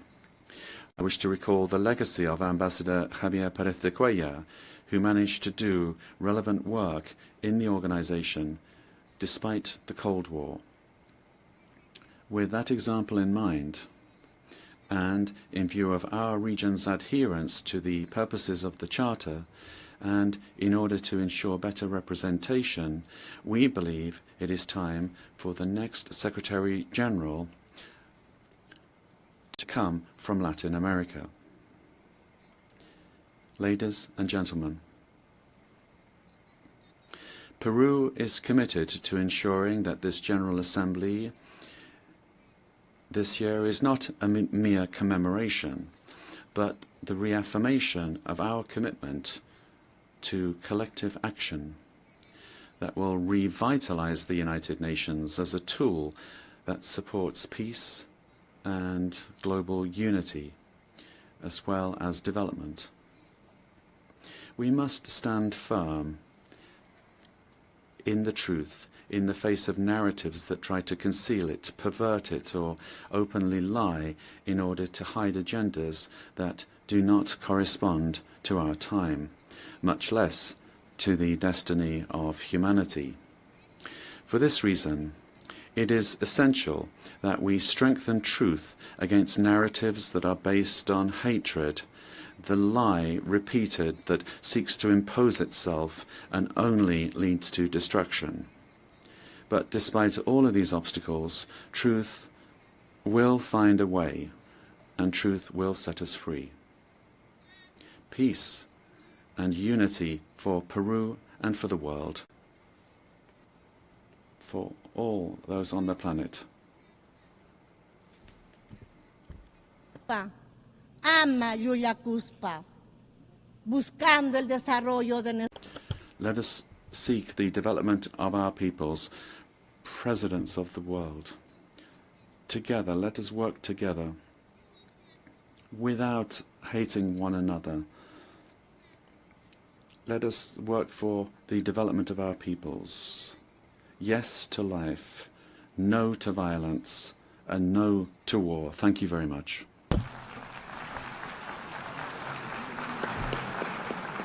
On behalf of the General Assembly, I wish to thank the President of the Republic of Peru.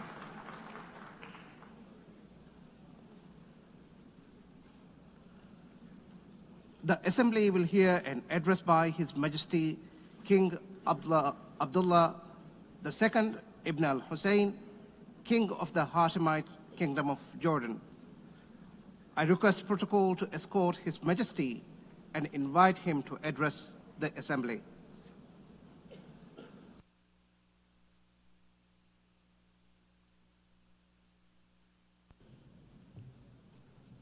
Bismillah ar-Rahman ar-Rahim.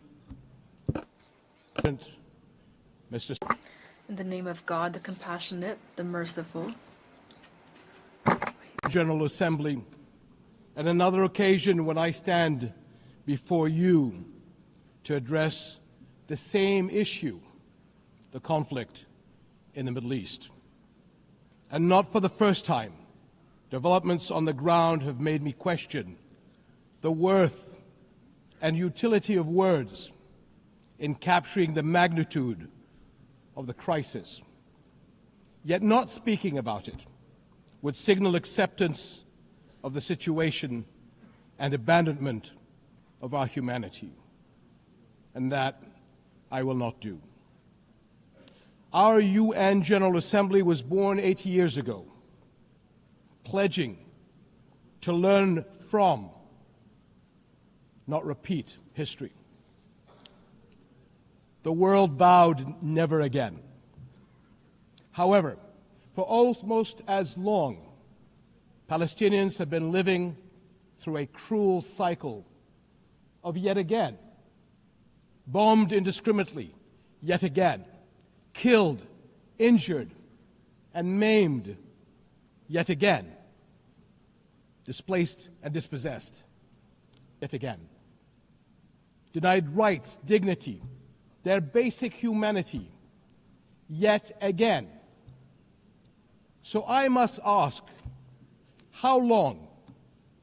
How long will it be before we find a resolution to this conflict, one that safeguards the rights of all sides and allows a level of normalcy in the lives of the families at its core? How long will it be before I stand before you and speak not of suffering and devastation in my region, but of prospect, prosperity, and potential? Sadly, this is not the only conflict in our world. And some may say that other wars are also devastating. But the Palestinian-Israeli conflict remains unique.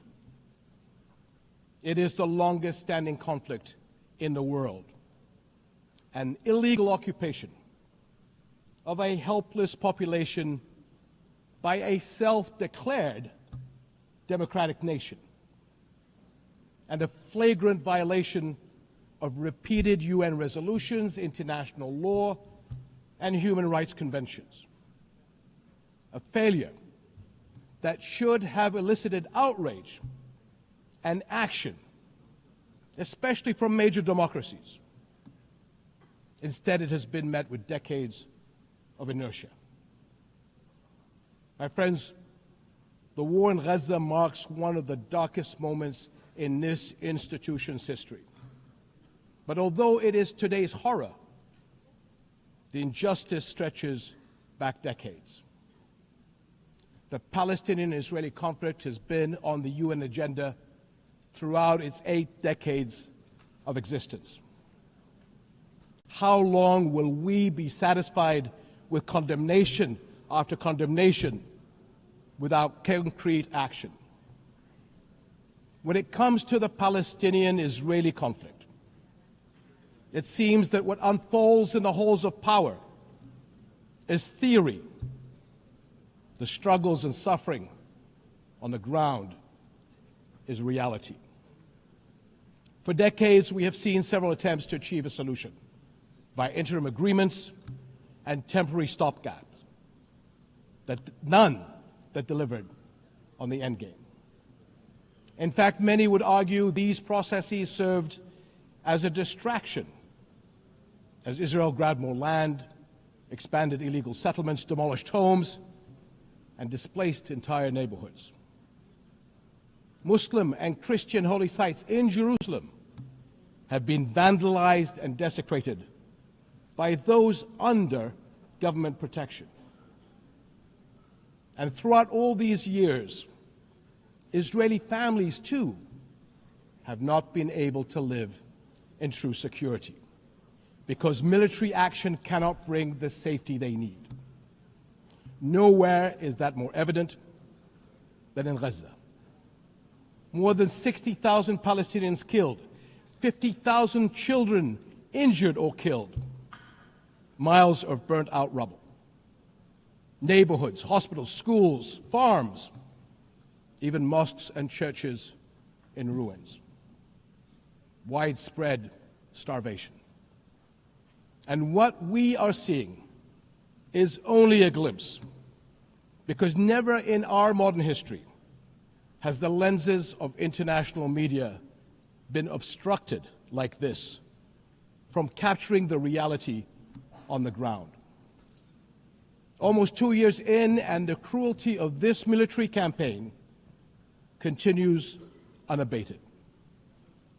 Furthermore, the current Israeli government's provocative calls for a so-called Greater Israel can only be realized through the blatant violation of the sovereignty and territorial integrity of its neighbors. And there is nothing great about that. I can't help but wonder if a similar outrageous call were made by an Arab leader, would it be met with the same global apathy? The international community must stop entertaining the illusion that this government is a willing partner for peace. Far from it. Its actions on the ground are dismantling the very foundations on which peace could stand, and intentionally burying the very idea of a Palestinian state. It has shown how little it respects the sovereignty of other countries, as we have seen in flagrant violations in Lebanon, Iran, Syria, Tunisia, and most recently, Qatar. And its hostile rhetoric calling for the targeting of Al-Aqsa Mosque will incite a religious war that would reach far beyond the region and lead to an all-out clash that no nation would be able to escape.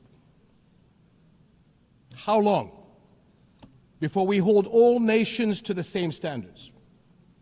How long before we recognize the Palestinians as people who aspire to the same things you and I do? and we act on that recognition. How long before we recognize that statehood is not something Palestinians need to earn? It is not a reward. It is an indisputable right.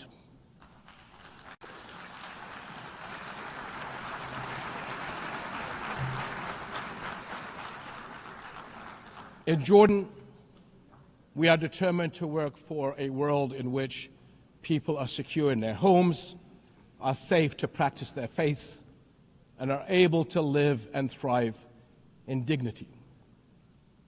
As custodians of Muslim and Christian holy sites in Jerusalem, we safeguard these holy places against actions that violate the city's legal and historical status quo. Compromising the delicate balance in the holy city will turn it into a tinderbox that ignites global conflict. And Jordan is serving as the main base for international humanitarian response in Gaza, working by all possible means to provide critical supplies of aid and food. And we appreciate our regional and international partners. Permanent ceasefire in Gaza, one that ensures the release of all hostages, unhindered humanitarian aid, and support for the Palestinian people as they rebuild. We all know that force is no foundation for security. It is a prelude for greater violence. Repeated wars are teaching generations of Israelis and Palestinians that their only recourse is the gun. Security will only come when Palestine and Israel begin to coexist. Seems I have the same problem as President Trump. Begin to coexist side by side. This is the two-state solution, in line with international law and UN resolutions. An independent and viable Palestinian state with East Jerusalem as its capital, alongside a secure Israel living in peace with its neighbors. For almost a quarter of a century, this has been the promise of the Arab Peace Initiative, in which Arab and Muslim partners around the globe extended their hand. My friends, for the past 2 years, we have finally seen the world's conscience stirring in the courage of ordinary people from every